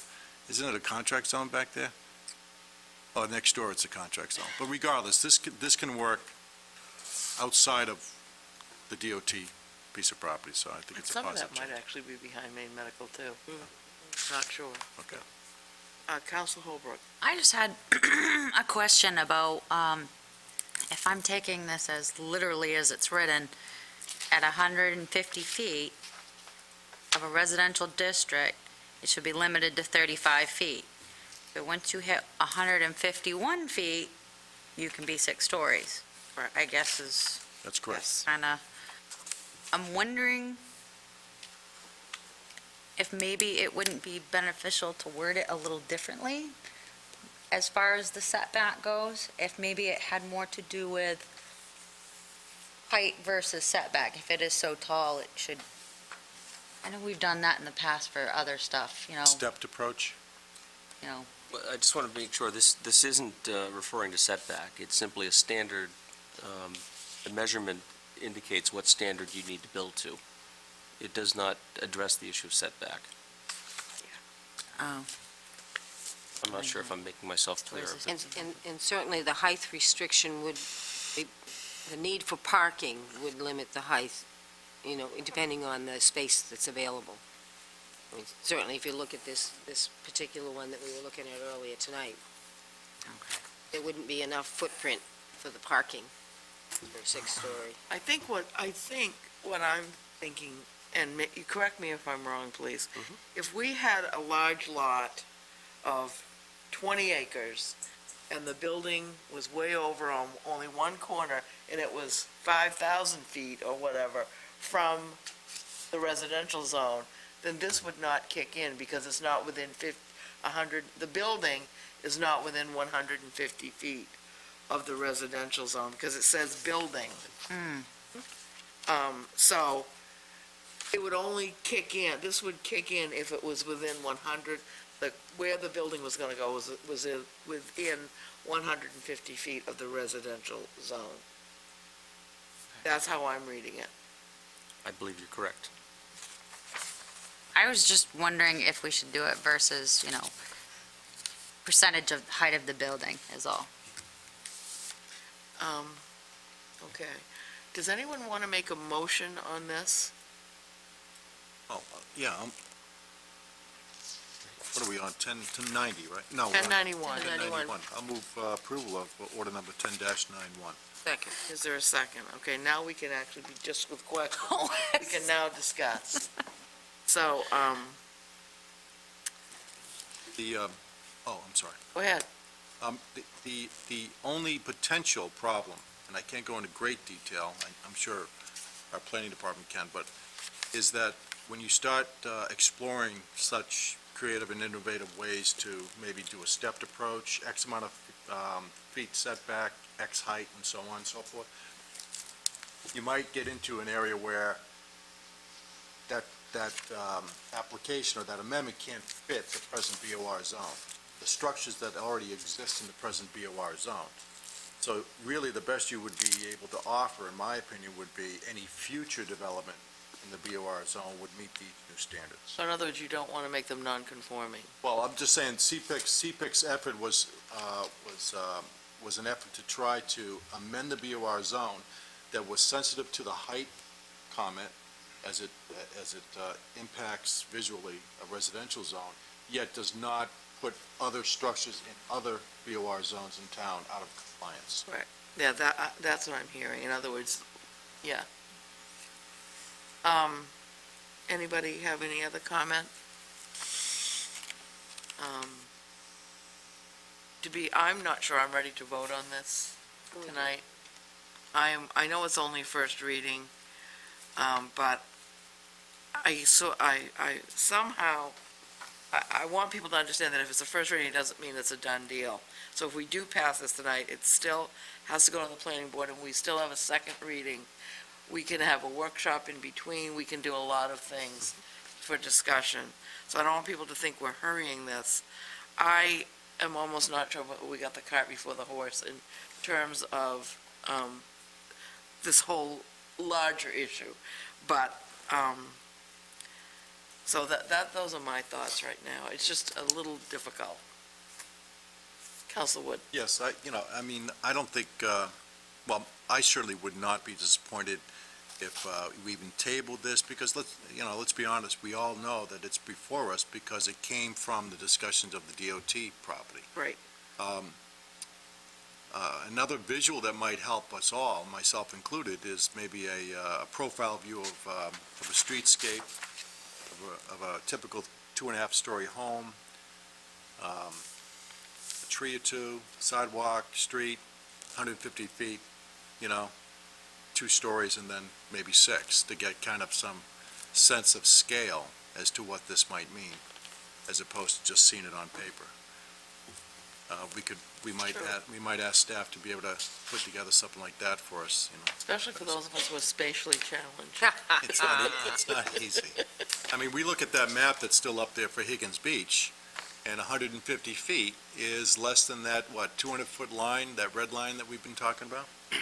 So if you can kind of superimpose that down a street and see how far it might be from a home, that's still not helpful, because that's a bird's eye view, It Yeah. might be more helpful to see it from a streetscape Yeah. view. So, further thoughts? Okay, seeing none, all those in favor of Order 1091? First reading. No, right now, we're voting, we have the motion on the floor. Nobody's made a motion to table. Yeah, we have the main motion on. Yes, we have the That's main what we're motion on voting the floor, Yep. right. First reading. Yep, all those in favor? Opposed? Okay, it's going to first reading. But folks, stay tuned, there will be more. Going to planning board and then public. Yes. Okay, Order number 10-92 is act on the request from the town engineer to authorize the town manager to grant and execute a maintenance easement deed to the Hidden Creek Homeowners Association of Scarborough for the stormwater management infrastructure constructed within a small portion of the town-owned property that had been acquired from the project owner. Jim Wendell is here tonight, though there is a memo in your packet. I think it's fairly self-explanatory. Yes. This and the following item, we're looking to clean up, if you will, a couple of the housekeeping details associated with this subdivision. One, in the matter in front of you, relates to a stormwater easement deed. this is a really good bird's eye map, too. I can really tell the detail. Is there a motion? Move approve. Second. Thank you. Discussion. I just Seeing none, had a straightforward. question, if I could, and perhaps it's more relative to the next item, but if I understand the easement area, is this in fact the area that gains us access to the Boy Scout camp land? No. Thank you. Thank you. And his comment was it was a different location than the access to the Boy Scout land. Okay, anybody else? All those in favor? Thank you. Order number Hey, that's late for 10-93 that, Jim. 10-93 is act to accept the following streets pursuant to Title 23 of the Maine Revised Statute, subsection 3025, and the requirements of Section 4, the Scarborough Street Acceptance Ordinance. Chestnut Drive and Trademark Drive, all located in Hidden Creek subdivision.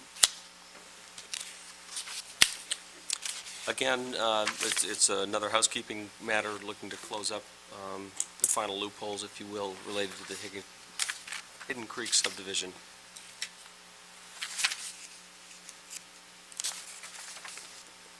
Any, I'll move approval. thank you. Madam Chair, of order number 10-93. Second? Judy, did you second that? I did. Judy did, thank you. Discussion. Just those, Counselor Roy. for those of us that are spatially, have problems with Challenged, yeah. distance, that Chestnut Drive, Chestnut Road, that's not greater than 2,000 feet, is it? No. because it can't be if it's got a cul-de-sac. Right. Anybody else? All those in favor? Opposed? Thank you. Order number 10-94 is act to authorize the town manager to enter into an agreement with the residents of the Cranberry Pines concerning improvement and acceptance of Cranberry Pines Road. And welcome to Cranberry Pines once again, and I'll Yes. turn this over to the manager. This is our annual visit down Cranberry Pines Road in the fall of each year, it seems. This is an issue that I inherited from Ron Owens, who worked closely with the lot owners and the association leadership as long as 2 years ago, and I think it dates back earlier than that, actually. I've had the occasion over those 2 years to understand some of the challenges the residents have faced, and also appreciate the concerns many of you councilors have expressed as this issue has come before you twice before. Obviously, we've not been able to come to terms on an agreement whereby the town would take acceptance in the past, but we have had agreements each of the last 2 winter seasons to provide winter maintenance services, which have been paid for by the association. That's really kind of strung us along to this point. I am pleased to present to you, and I certainly would like to go into as much detail as you wish, an agreement that I think hits many of the points, if not all the points, the council's expressed concern with in the past. And essentially, our concern historically has been that we don't want to set a precedent that will be dangerous for us in the future. This town has many, many private ways, and it's certainly conceivable that other associations or individuals may come forward and wish to have the town take over their street as well. Really, to guard against that, the town has a very well-developed street acceptance ordinance that calls out the particular requirements involving getting the road up to town standards, which is not a simple or cheap endeavor in certain cases. Beyond that, our zoning ordinance, for any new project for which there is a private way proposed, there are performance standards, again, calling out the design standards and even adding fire protection components to those requirements. The one exception to this, the agreement before you is, well, I guess it's best to go into a little bit of history. As I understand it, back in 1996, I don't recall the exact storm event, but there was some pretty severe weather that came through that caused a portion of the road to be actually washed out. A culvert gave way, and the road was totally gone for a stretch. The association came to the town at the time, sought help and financial assistance from the town, and I think FEMA at the time as well, and were not able to find that. And so they were forced with an emergency situation and ended up taking a small business administration loan to perform those emergency repairs. Again, that was in 1996. Each of the 13 lot owners, I believe, have been paying dutifully those annual assessments, though there is still a balance remaining on that. And this agreement considers that the town would actually assume that cost. We'll have to talk about the mechanics. I think the town attorney will suggest that we actually have them pay it rather than we pay it physically to the Small Business Administration, but that's a detail we can talk about. But aside from that, the deal is fairly simple, that the association and its individual 13 lot owners assume the cost to upgrade the road to town standards, and that includes the installation of 2 underground fire tanks in accordance with our requirements. In exchange for that, the town would actually contract for the work. We believe through our contractors we can get better pricing and frankly assure the level of quality that we will insist on, and actually provide financing. So we'd cause the work to happen, and the individual lot owners would pay us back over a 15-year period, which, in my opinion, is not an unreasonable period. That's a fairly comfortable life expectancy for a brand-new road, essentially, is what we'll have. So, in essence, that's the agreement that we come forward with, and I'm certainly pleased to do my best to answer those questions. I know we have many representatives from the association and lot owners in the area that perhaps can answer some other questions. Is there anybody in the audience who'd like to speak on this?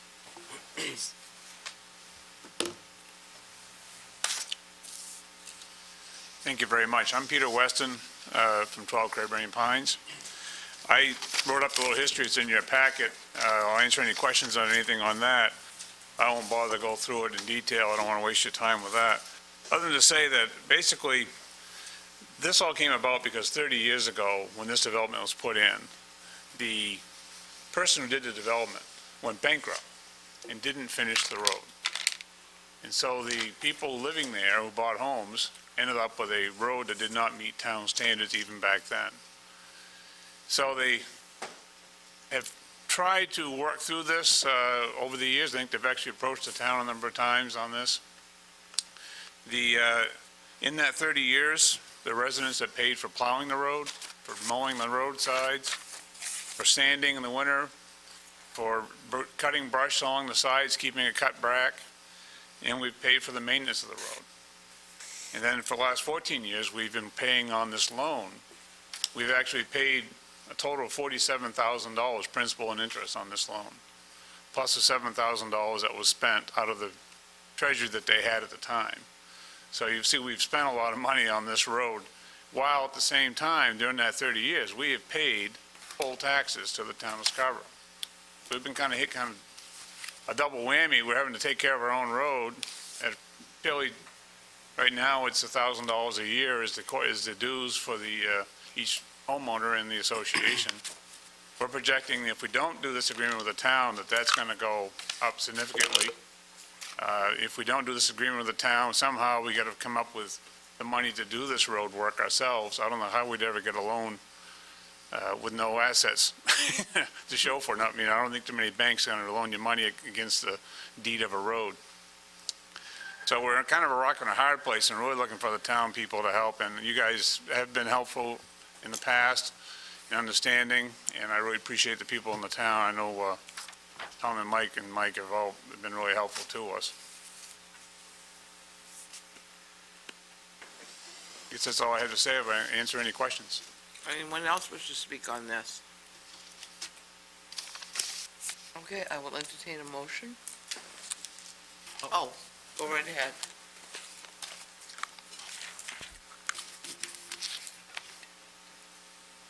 Cranberry Pines is a large Just development. say your name and Oh, I'm address. sorry. My name is Okay. Mark Sangelo. I live at 8 Cranberry Pines.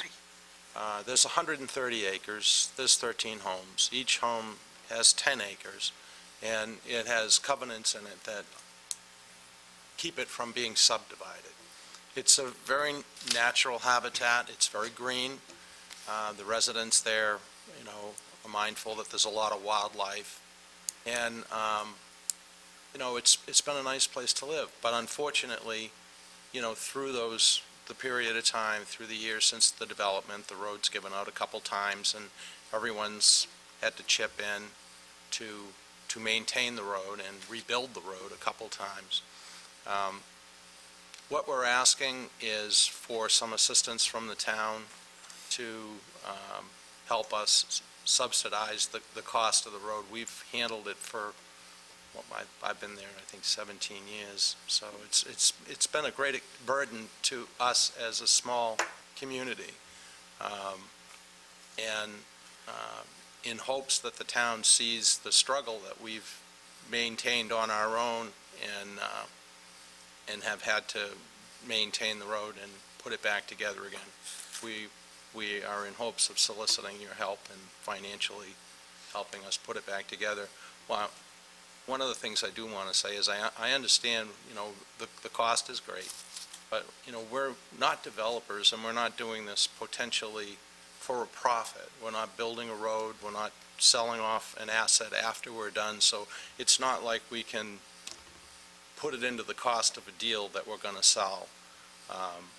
The tanks for the fire apparatus, I think, are quite expensive, and I'm not so sure personally how necessary those are in the cost of things. It would certainly help out a lot if we didn't have to pay for those as well. So, in consideration of the total cost of the package, I think it might be a consideration that if we can put something together, it would help us and help the town too in the cost if we could omit those. Thank you. Anybody else before I close this part? Okay, I will entertain a motion. I'll make a motion that we approve, I keep flipping my page here, forgive me, 10-94, Yep. order number. Second. Thank you. Discussion now, Mike. Mr. Weston, if you don't mind, I'd like to ask a couple questions. And to the folks here representing Cranberry Pines, probably a few things that I'm about to say are probably not going to come out well, but they're not intended to be unfeeling or not empathetic to your situation.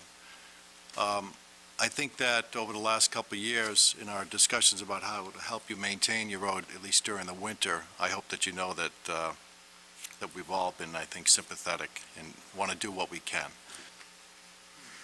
You know that everybody's watching at home. You must presume that. You must assume that there's folks sitting in their living room right now and saying, why should I buy Cranberry Pines Road, okay? So I think those are legitimate questions. You're in a sticky wicket, I understand that. But I just want to go back down a little bit historically and ask the question, when Cranberry Pines, because I don't have the planning board minutes in front of me. I wish I did. I don't have the plot plan. Is it on file? Yes. In front of me. I think that would have been a good piece of material to have tonight. I want to know what conditions were employed by the planning board possibly during approval. You folks weren't there, I would imagine. Maybe you weren't. Maybe you, okay. So it's not your fault. No one's pointing figures here, but it's important to me, and I know this construction outfit, at least according to your document, says they went out of business. There's another one that's in business right now, is it not, with a very similar name? It's a son, I believe. Okay. So, was this road originally proposed in front of the planning board to be a private road? That I don't know. Okay. I believe that's probably on record, and it probably says it was. I can answer that specifically. The note is right there, yes. Okay, I can't read it. It was intended to be Okay. a private way. So, now, being on the planning board for several years, I understand that some developers do choose to go that way. Mhm. Now, I don't think it's a big secret. I think if I was a developer, I would either elect to go that way for one of a couple of reasons. One would be, I don't want to build a road to the town standards. That cost a lot of money. I think last time I checked, which was probably a decade ago, was $60 a foot. I imagine it's probably $200 a foot when you start including underground utilities and et cetera, and the right-of-ways. Am I close, Mike? So I'm a developer, I don't want to spend $200 a foot to build a road to town standards. And then, if I market it carefully, I can market beautiful lots with 10 acres of privacy and call it private, emphasize privacy, and have it a private road. And so when I go in there as a prospective buyer, I get sold this. Now, I don't know what happened as to why that road didn't get finished beyond gravel. You know, I'm just reading your notes. Mhm. I mean, I'm surprised that lots were sold in there, given that state, you know, but maybe they were sold and then maybe the road was coming later, I don't know. But at the end of the day, you're where you are today. And you're asking the taxpayers, now you're footing most of this bill. I understand, I read this. And let everyone who's watching make no mistake about it, the folks at Cranberry Pines are not asking for a handout. You know, they're asking for a little consideration, taking advantage of maybe some of the town's ability to secure some good contracting, pricing, et cetera, et cetera. Who could blame them for that? I mean, I would embrace that. I embrace that. And they're not asking us to write the check completely. In fact, the vast majority of this $100,000, $200,000+, $250,000+ is going to be borne by the homeowners at Cranberry Pines. I understand that. But we are talking about $34,000, give or take. Correct. Okay. So I think that it's important that folks at home and hear from you, how is it that we benefit from relieving you of that debt? I mean, what does the town of Scarborough benefit from that? What we end up getting is we get a private road, a public road, I'm sorry. So I can drive down your road. Right. Well, what do It's I no pay longer- taxes for? I guess what I'm asking, the question back to you is, what do I pay taxes for? Right. And that's what we're trying to, and have foot the bill. Right. And have had to foot the bill for a natural disaster that wasn't of our own doing, with no assistance from the town whatsoever. And we have paid, significant amount of that already.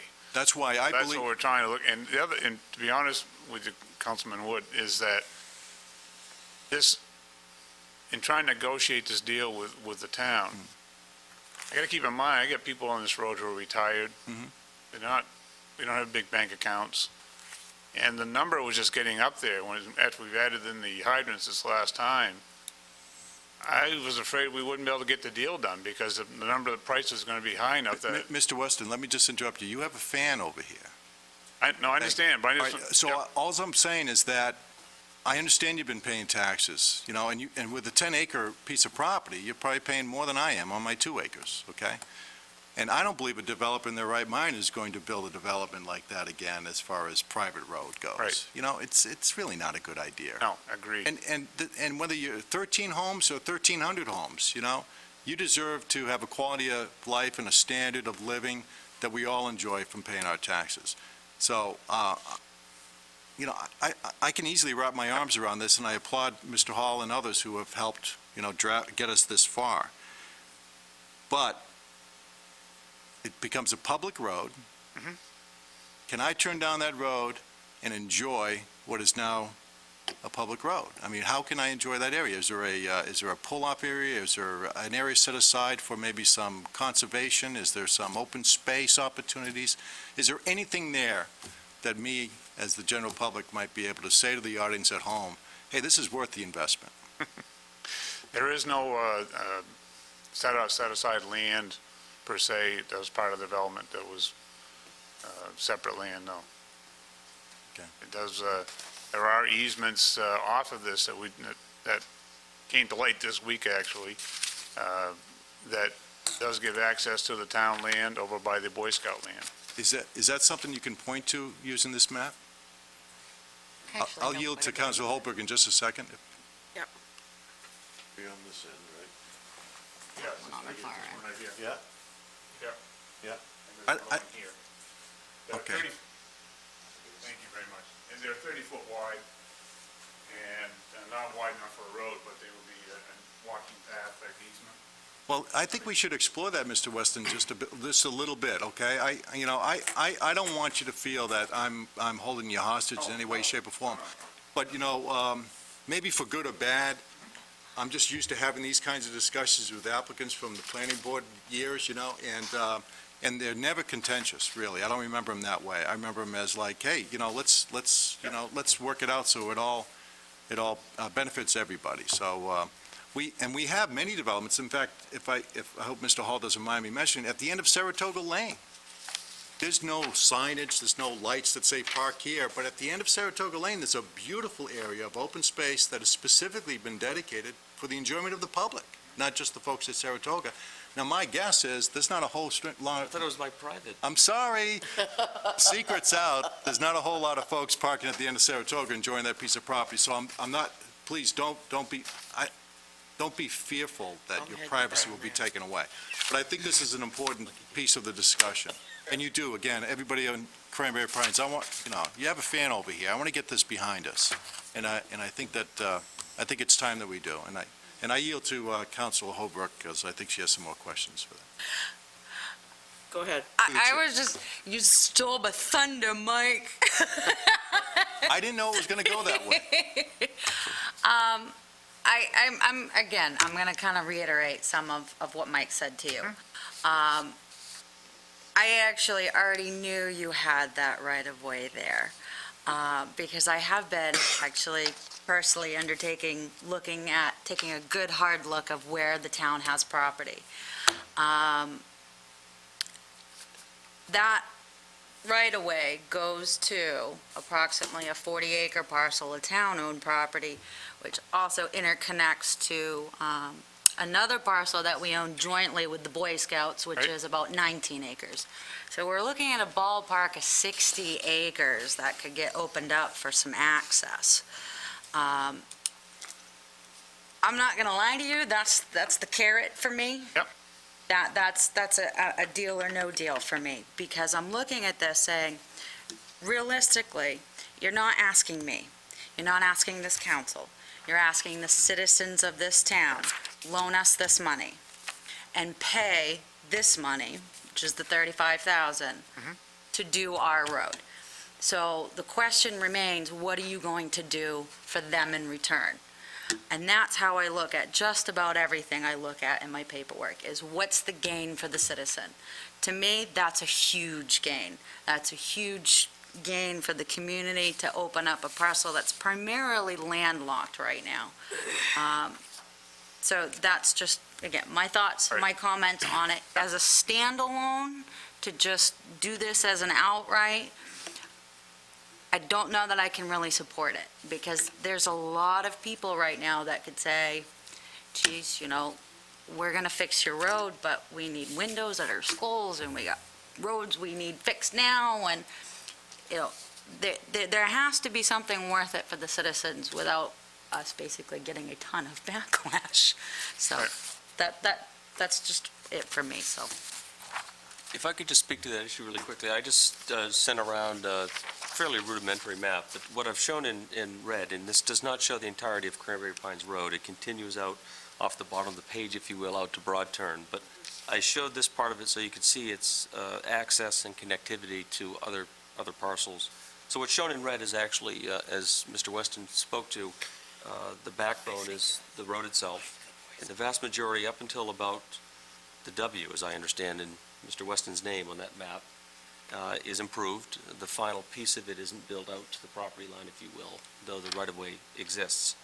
And then there are these two rights-of-way that go off to a abutting property. And interestingly enough, we were just, moments ago, you just accepted the roads in the adjoining subdivision. And if you look back in your materials, you'll see some photographs that show you some of that area in better detail. But in fact, as Councilor Holbrook noted, one of the access points does lead directly to town-owned property. The other one, at a midpoint down the road, doesn't appear to lend much It's a heck potential, if you will. of a gully right there to Heck go of a down gully, through. and it so. leads to existing developed lots, so I don't see much potential there. I might suggest that the greatest potential is for future connectivity, and this might be 10 years or 50 years or 100 years down the road. It's that tail that extends out to the property line. There has been rumored to be development back in this area off West Beach Ridge Road. I don't know if that's true or not. I don't know if it will ever materialize, but it would be a shame not to seize the opportunity to ensure that we have connectivity through, if that ever occurred. And I have to presume, the way this road was laid out, that was contemplated back in '76 when this subdivision was initially conceived.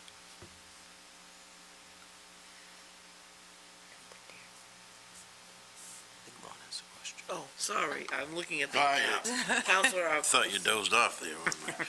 no, I don't, I never doze off, Ron, unlike you. You said, somebody said, it could, or will end up as a right-of-way across there. So is that a done deal with this vote, that would happen, that there would be an access to this property, this town property? Or is that a dream someplace that might happen? It's a dream. As I've shown here, and in fact, that's the approved subdivision plan, those are, and were laid out as rights-of-way. We should and will do title work done to ensure that they still exist, but nothing we've looked at to date suggests that anything's happened to them. So you still think those are solid? I believe so. We need to verify that. Yeah. Should we go forward, I would suggest, and this is maybe a nuance in the law, but we would look to take dedication of all the right-of-way, if you will, Cranberry Pines and these other areas, and then accept as a town way only that portion that is improved. There's a main law requires that if it's accepted as a town way, we then assume the responsibility of building it to standard and opening it as such. And we can determine in the field where that paved surface ends. For me, it's exciting to, have access to that property out there, for us, and that really is the carrot, like somebody said. But I want to go back. I remember in this history of the road, it talks developed in the 70s or early 80s, before the road work was completed, Brown Construction went bankrupt. I don't remember it that way at all. I remember it, this development wanted a private dirt road, and I think we proved that here tonight with these documentations. I don't remember them I remember them being in this position, not you necessarily, because, it's all new owners, but I remember back then that these people are in this position because they wanted to be when this was developed.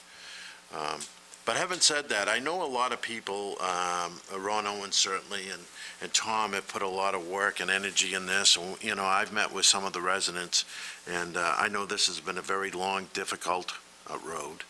It's been a struggle, and I feel obligated, or I want to help you folks out, and I do support this. It's uncomfortable for me, but I will support this because I think that in the end, the town will benefit.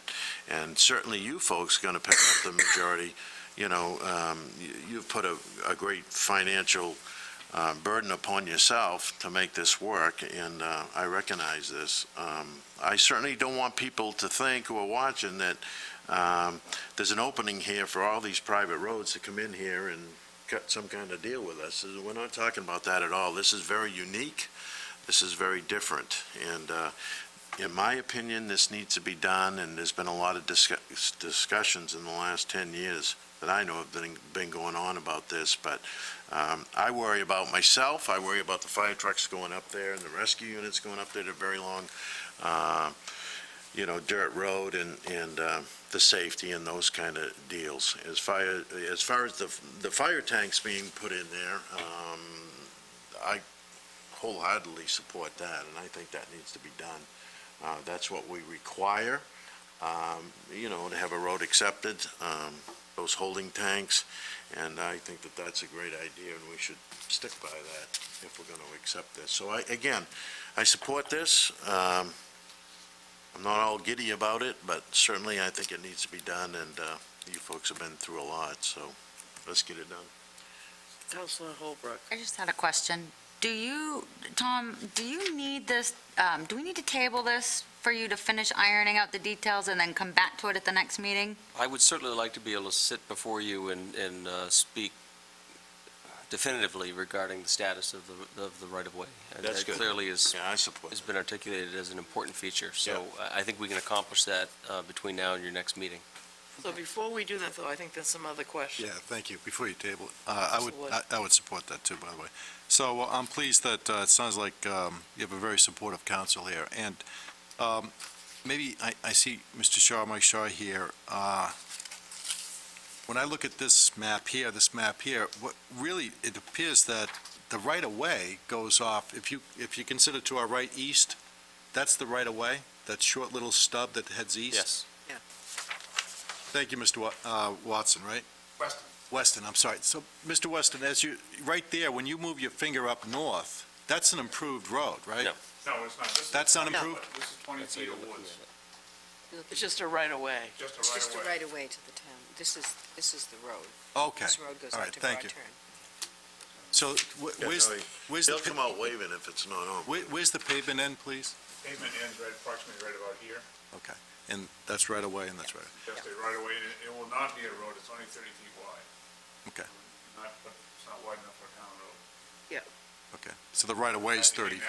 Actually, the right-of-way is 30 feet wide. Okay, the right-of-way has to be 50 feet wide. The road can be 20. You're correct. So, Mike, will we require a cul-de-sac or hammerhead? I imagine that you've already gone far enough to at least look at it that far. And it's funny that Councilor Roy mentioned the 2,000-foot requirement. Are we in compliance with that all-important street acceptance ordinance? Actually, I believe the stretch of road is about 9,000 feet, isn't it? Yeah, it's 9,000 feet, but there is adequate space down there for a large turnaround hammerhead type of affair. So the fact that the length of the road greatly exceeds, some of our typical and normal standards, what I've seen, which brought some relief to decision makers when faced with such a thing, is emergency access or alternative potential future access from the other side, which speaks to what Mr. Hall was talking about. So this is a very unique and special situation on many levels. However, a $34,000 price tag on the right-of-ways that this piece of property presents so as to access other town-owned property, I think is a bargain. And I think that both parties here, Cranberry Pines certainly, and the town of Scarborough can benefit at the... I say 30, I meant 134.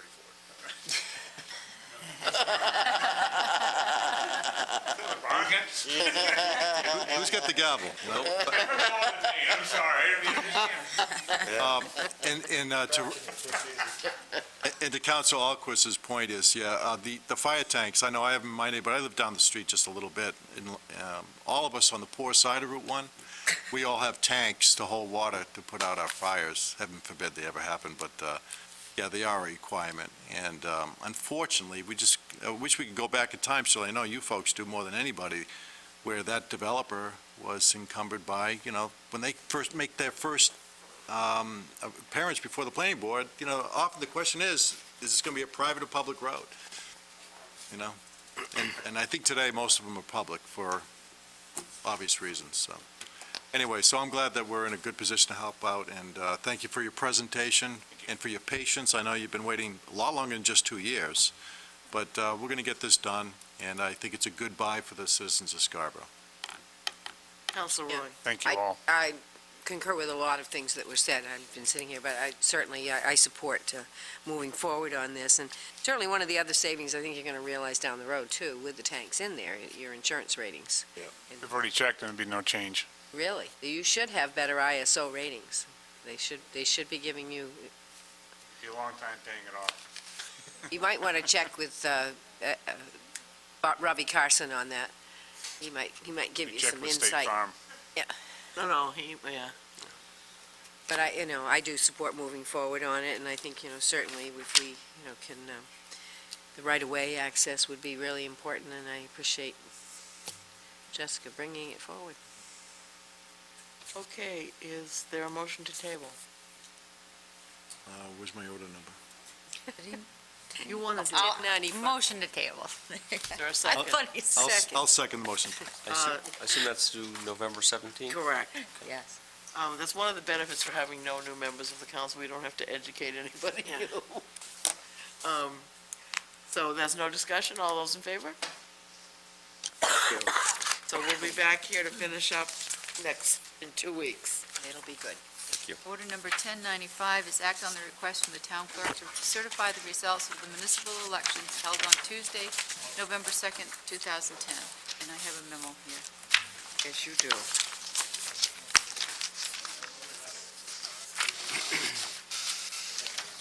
Getting a lot of here. Thank you. Night.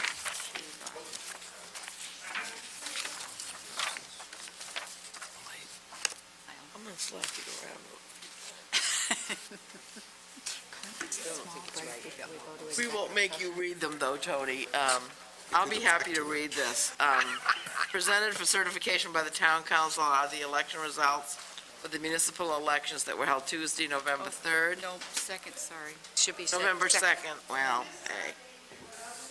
And 3-year term was Carrie L. Corthell, 3,971, Judith L. Roy, 5,220, and Michael J. Wood, 5,411.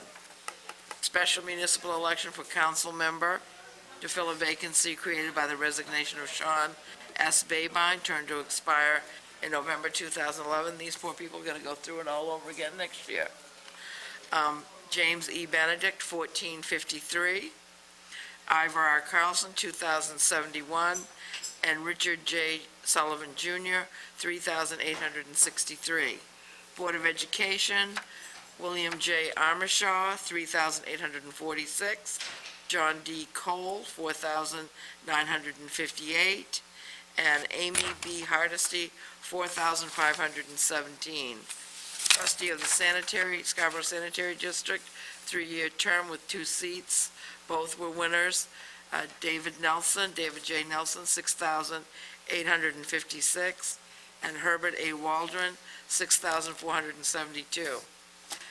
Special municipal election for the Portland Water District trustee vacancy, to fill a vacancy created by the resignation of Gary S. Lafano, term to expire on November 2013, and that was Robert A. McSorley, 7,165. Charter amendments to referendum question 1, yes, 7,858, no, 1,115. These were all related to the charter, by the way. Question 2, 7,338, no, 1,377. Number 3, 7,193, no, 1,579. Referendum question number 4, 6,225, no, 2,098. Referendum question number 5, 6,430, no, 2,052.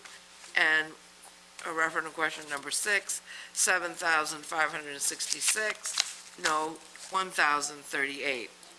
As of this date, there are approximately 14,933 active voters on our voter registration list.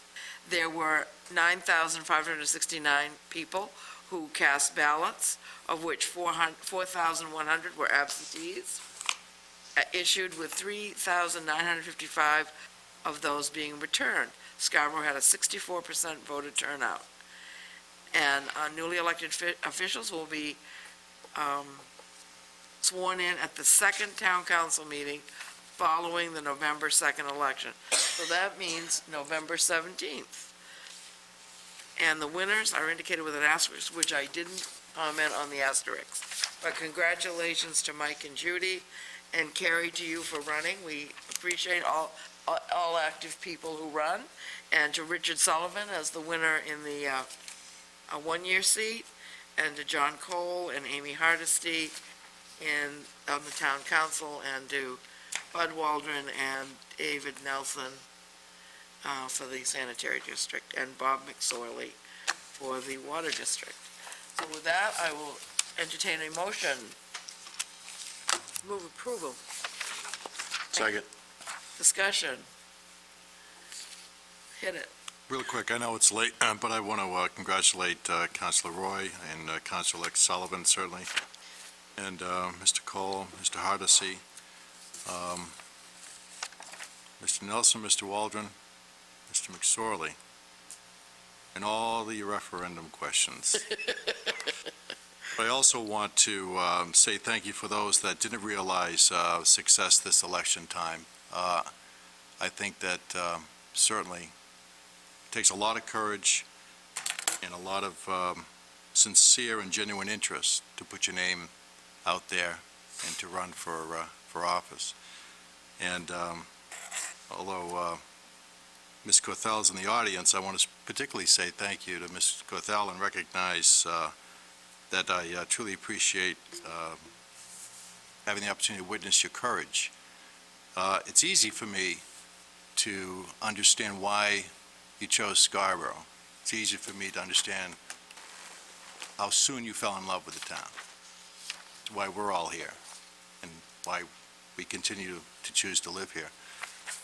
But I really tip my hat to you for being a relatively newcomer, getting involved as quickly as you have. Your interest, your passion, your sincerity, your genuineness comes through in everything you do. And I appreciate that, and it's folks like you that makes this town great, and I hope every newcomer can follow in your footsteps. And 3,900 votes, first time out, is quite an achievement and a lot to be proud of, in recognition of that I'm not alone in my accolades. So thank you very much, and to all others who put their hat in the ring. Thank you. Thank you. Councilor Roy. I concur with Mike, and certainly, and I did say to Ivor Carlson as well, that, don't give up. There'll be another race next year. So keep coming back.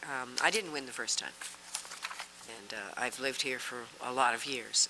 So it does take courage to stand up to it, but it's worth it. It's worth being a part of where your community is going for the future. So thank you for everything. Thank you. Counselor I concur with the folks on the other end. Welcome back, Mike and Judy. It's good to have you guys back, certainly, and it's good to have Richard back with us, and thank everybody again who ran and put the time and effort into it, and I agree with Judy. I guess we've all lost, I have anyway, I've lost once, and but I came right back, and I would encourage people to get involved. There's a lot of committees, there's a lot of elected positions that we have, and it's really important that if Scarborough's going to move ahead, and that we have all kinds of people involved in our committees and certainly our council. So, again, thank you for everybody that put the time in to get involved. And thanks, Tody, Welcome. for all you did. Yes. Long day for you. Yeah. Okay, with that, I'm going to call the vote, because Tony's really tired. I'm fine. All those in favor? Opposed? Thank you. And now we're going to move on to standing and special committee reports. And I'll start with Ron. I'm all set. Jessica. Just real quick, Housing Alliance is going to meet tomorrow. They do want to start thinking about, there's some talk about, keep it in the back of your minds, about a workshop with the council, just to have some communication. They do have some, the last meeting, they had some figures that came in from, it's getting really late, I'm sorry. Yeah. But some new numbers and some new figures that came down from the state of Maine. So they just kind of wanted a touch base with everybody, and then kind of share some of that information as well. So Okay, very good. I think they're waiting until everybody gets settled a little. Okay. Counselor Roy. This is committees, right? Energy Committee is meeting on the 10th, and we're going to be meeting at 7 PM. We're going to be alternating Wednesdays and Thursdays. We're going to have an evening meeting on one month and then a day one and the other to accommodate all the committee members. And the WOW Advisory Committee met last week, October 26th, and reviewed the budget, discussed a proposal about a meeting area that Tom is going to go look at. I think that's it for committees. Just the ad hoc committee did their You don't report need to tonight. report on that tonight, yes. Counselor Wood. Thank you, Madam Chair. Rules and Policies met tonight at 6 PM. Thank you, Councilor Holbrook, for attending. So we are pleased to announce that we will be presenting to the council, the full council, for their consideration, a new policy on land disposition. And will that be at the next meeting? I believe it will be, Okay, yes. okay. And that is all. Thank you. And town manager report. Thank you. I'll move briskly here. Certainly congratulations to the candidates, everyone who ran, everyone, not just those that were elected, but those that, as was said, had the courage to put their names out there.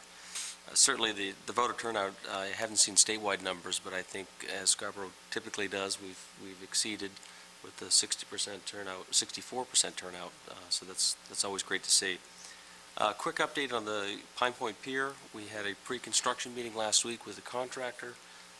We're within 2 weeks of having that project started, and it will go through fits and starts depending on weather and timing of materials, but in any event, it will be wrapped up by the middle of April. That's a contract and permit requirement. So I'm certainly pleased to, once and for all, getting that project underway. Also, I just want to mention that Cumberland County, Maine is part of a national study called the National Children Study, and this is quite an ambitious undertaking. They intend to study 100,000 children from birth to age 21, so it's massive in scale and scope. It's being coordinated through Maine Med here locally, and they're currently looking for women that are pregnant or expect to be pregnant between the ages of 18 and 49, and it's a tremendous opportunity, it seems to me, to have access to tremendous testing and, again, this connection over time, a 21-year period that they'll be looking at these infants through adulthood. So I have contact information. If anyone's interested in knowing more, I'm certainly pleased to put them in touch. And the last thing, I am still trying to locate and find a time for the smart meter public forums. As the council's aware, CNP has officially acknowledged your resolution and agreed to, in fact, hold such a local forum and not install any more smart meters until such time that occurs. As I expected, I'm having some difficulty finding convenient dates and times that work for everyone who's interested in attending. They have suggested the week of November 15th, and though there are some times that week that this facility is available, I know a number of counselors aren't available, so I'm still working with CNP to schedule that. The other piece that seems to be developing is, I know the town of Cape Elizabeth is considering a similar action. They're not asking for local forums, but I suspect a number of the residents will be interested in the sort of information that's given in our forum. So I'm mindful of larger interest potentially. My initial thought was to hold it in these chambers, really for the audio and visual capabilities. My fear is if we go to an auditorium, it really will be overkill for what we need. So I'm interested in hearing comments and ideas from any counselors about dates and venue and all of those sorts of details. So please be in touch. So, thank you very much. Thank you. And council member comments, keep them really short tonight because we still have an executive session. Please keep that in mind, and I'll start with you, Councilor Wood. Okay, very good. Real quick, I just want to thank all the citizens of Scarborough who voted, first of all, and secondly, who voted and supported my reelection campaign, if you will. And I'm humbled by your vote of confidence and support, and I will do my best to continue to earn your trust for the next 3 years. Thank you. Great. Just condolences out to the family of Judy Libby Gray, Norm Libby's daughter, passed away down in Pennsylvania, longtime resident of Scarborough. And certainly, again, my thanks out to the voters. I am also humbled by the number of votes, and I hope I can continue to live up to the expectations of the community. I won't make all the decisions that everybody will be happy with, perhaps, but hopefully I won't be the first one to test the new recall. Well, speaking of that, Judy, Tony just told me to remind people that those provisions will not go into effect until January 1st. Oh, I got time then. So you're safe for that. I got time. And, you know, for all the people who voted, certainly, I intend to continue with my motto of doing the best for the most with the least.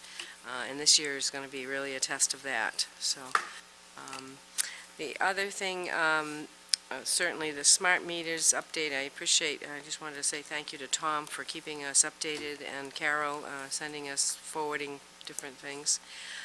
And then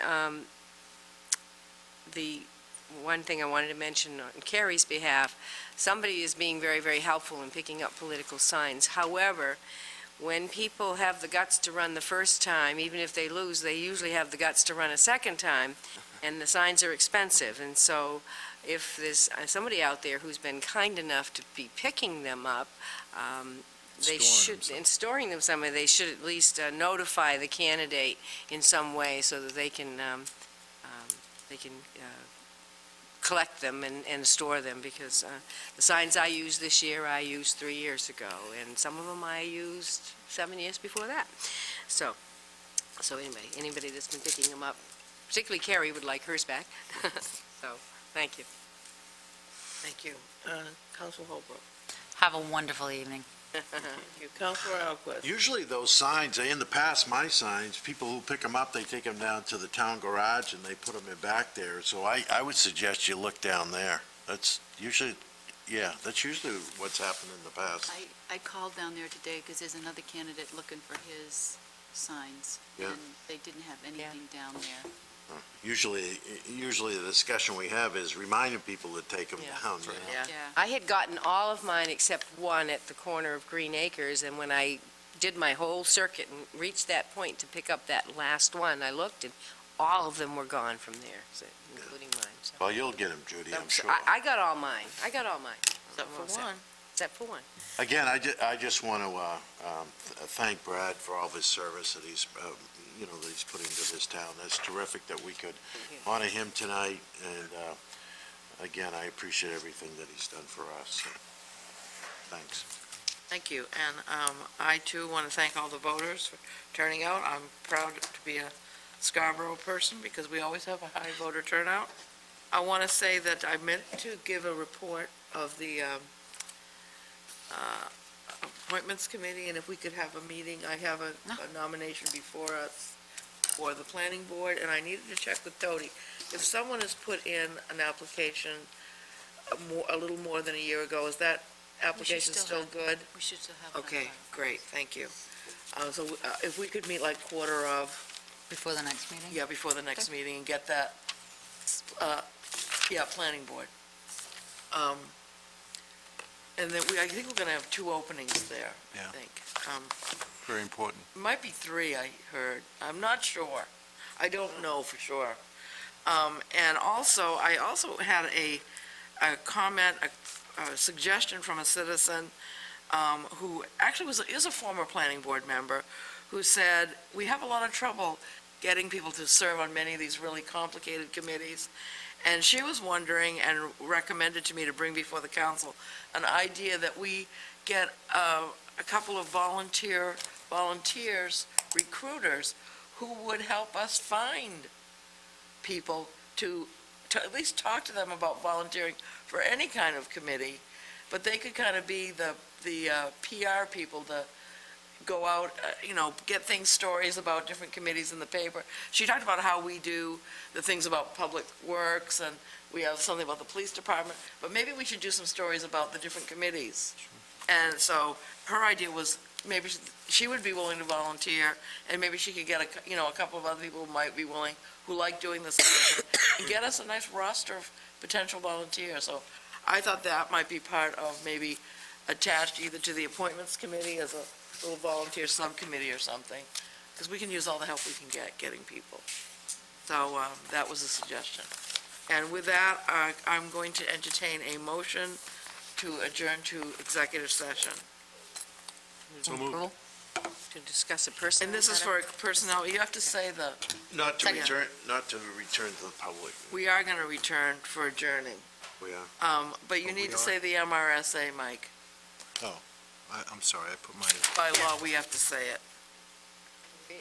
all right. So you have made the motion? No, you were making. All right, I'll move approval on the request for executive session pursuant to Title I of the MRSA, Section 405, 6C, regarding a personal matter relating to town manager's evaluation, and we will come back to public session to adjourn. Thank you. Thank you. So if we can get together for like 5 minutes, Tom, and then can you knock on the door and come in? Great. Can we have 5 minutes? Can we have a, just Can you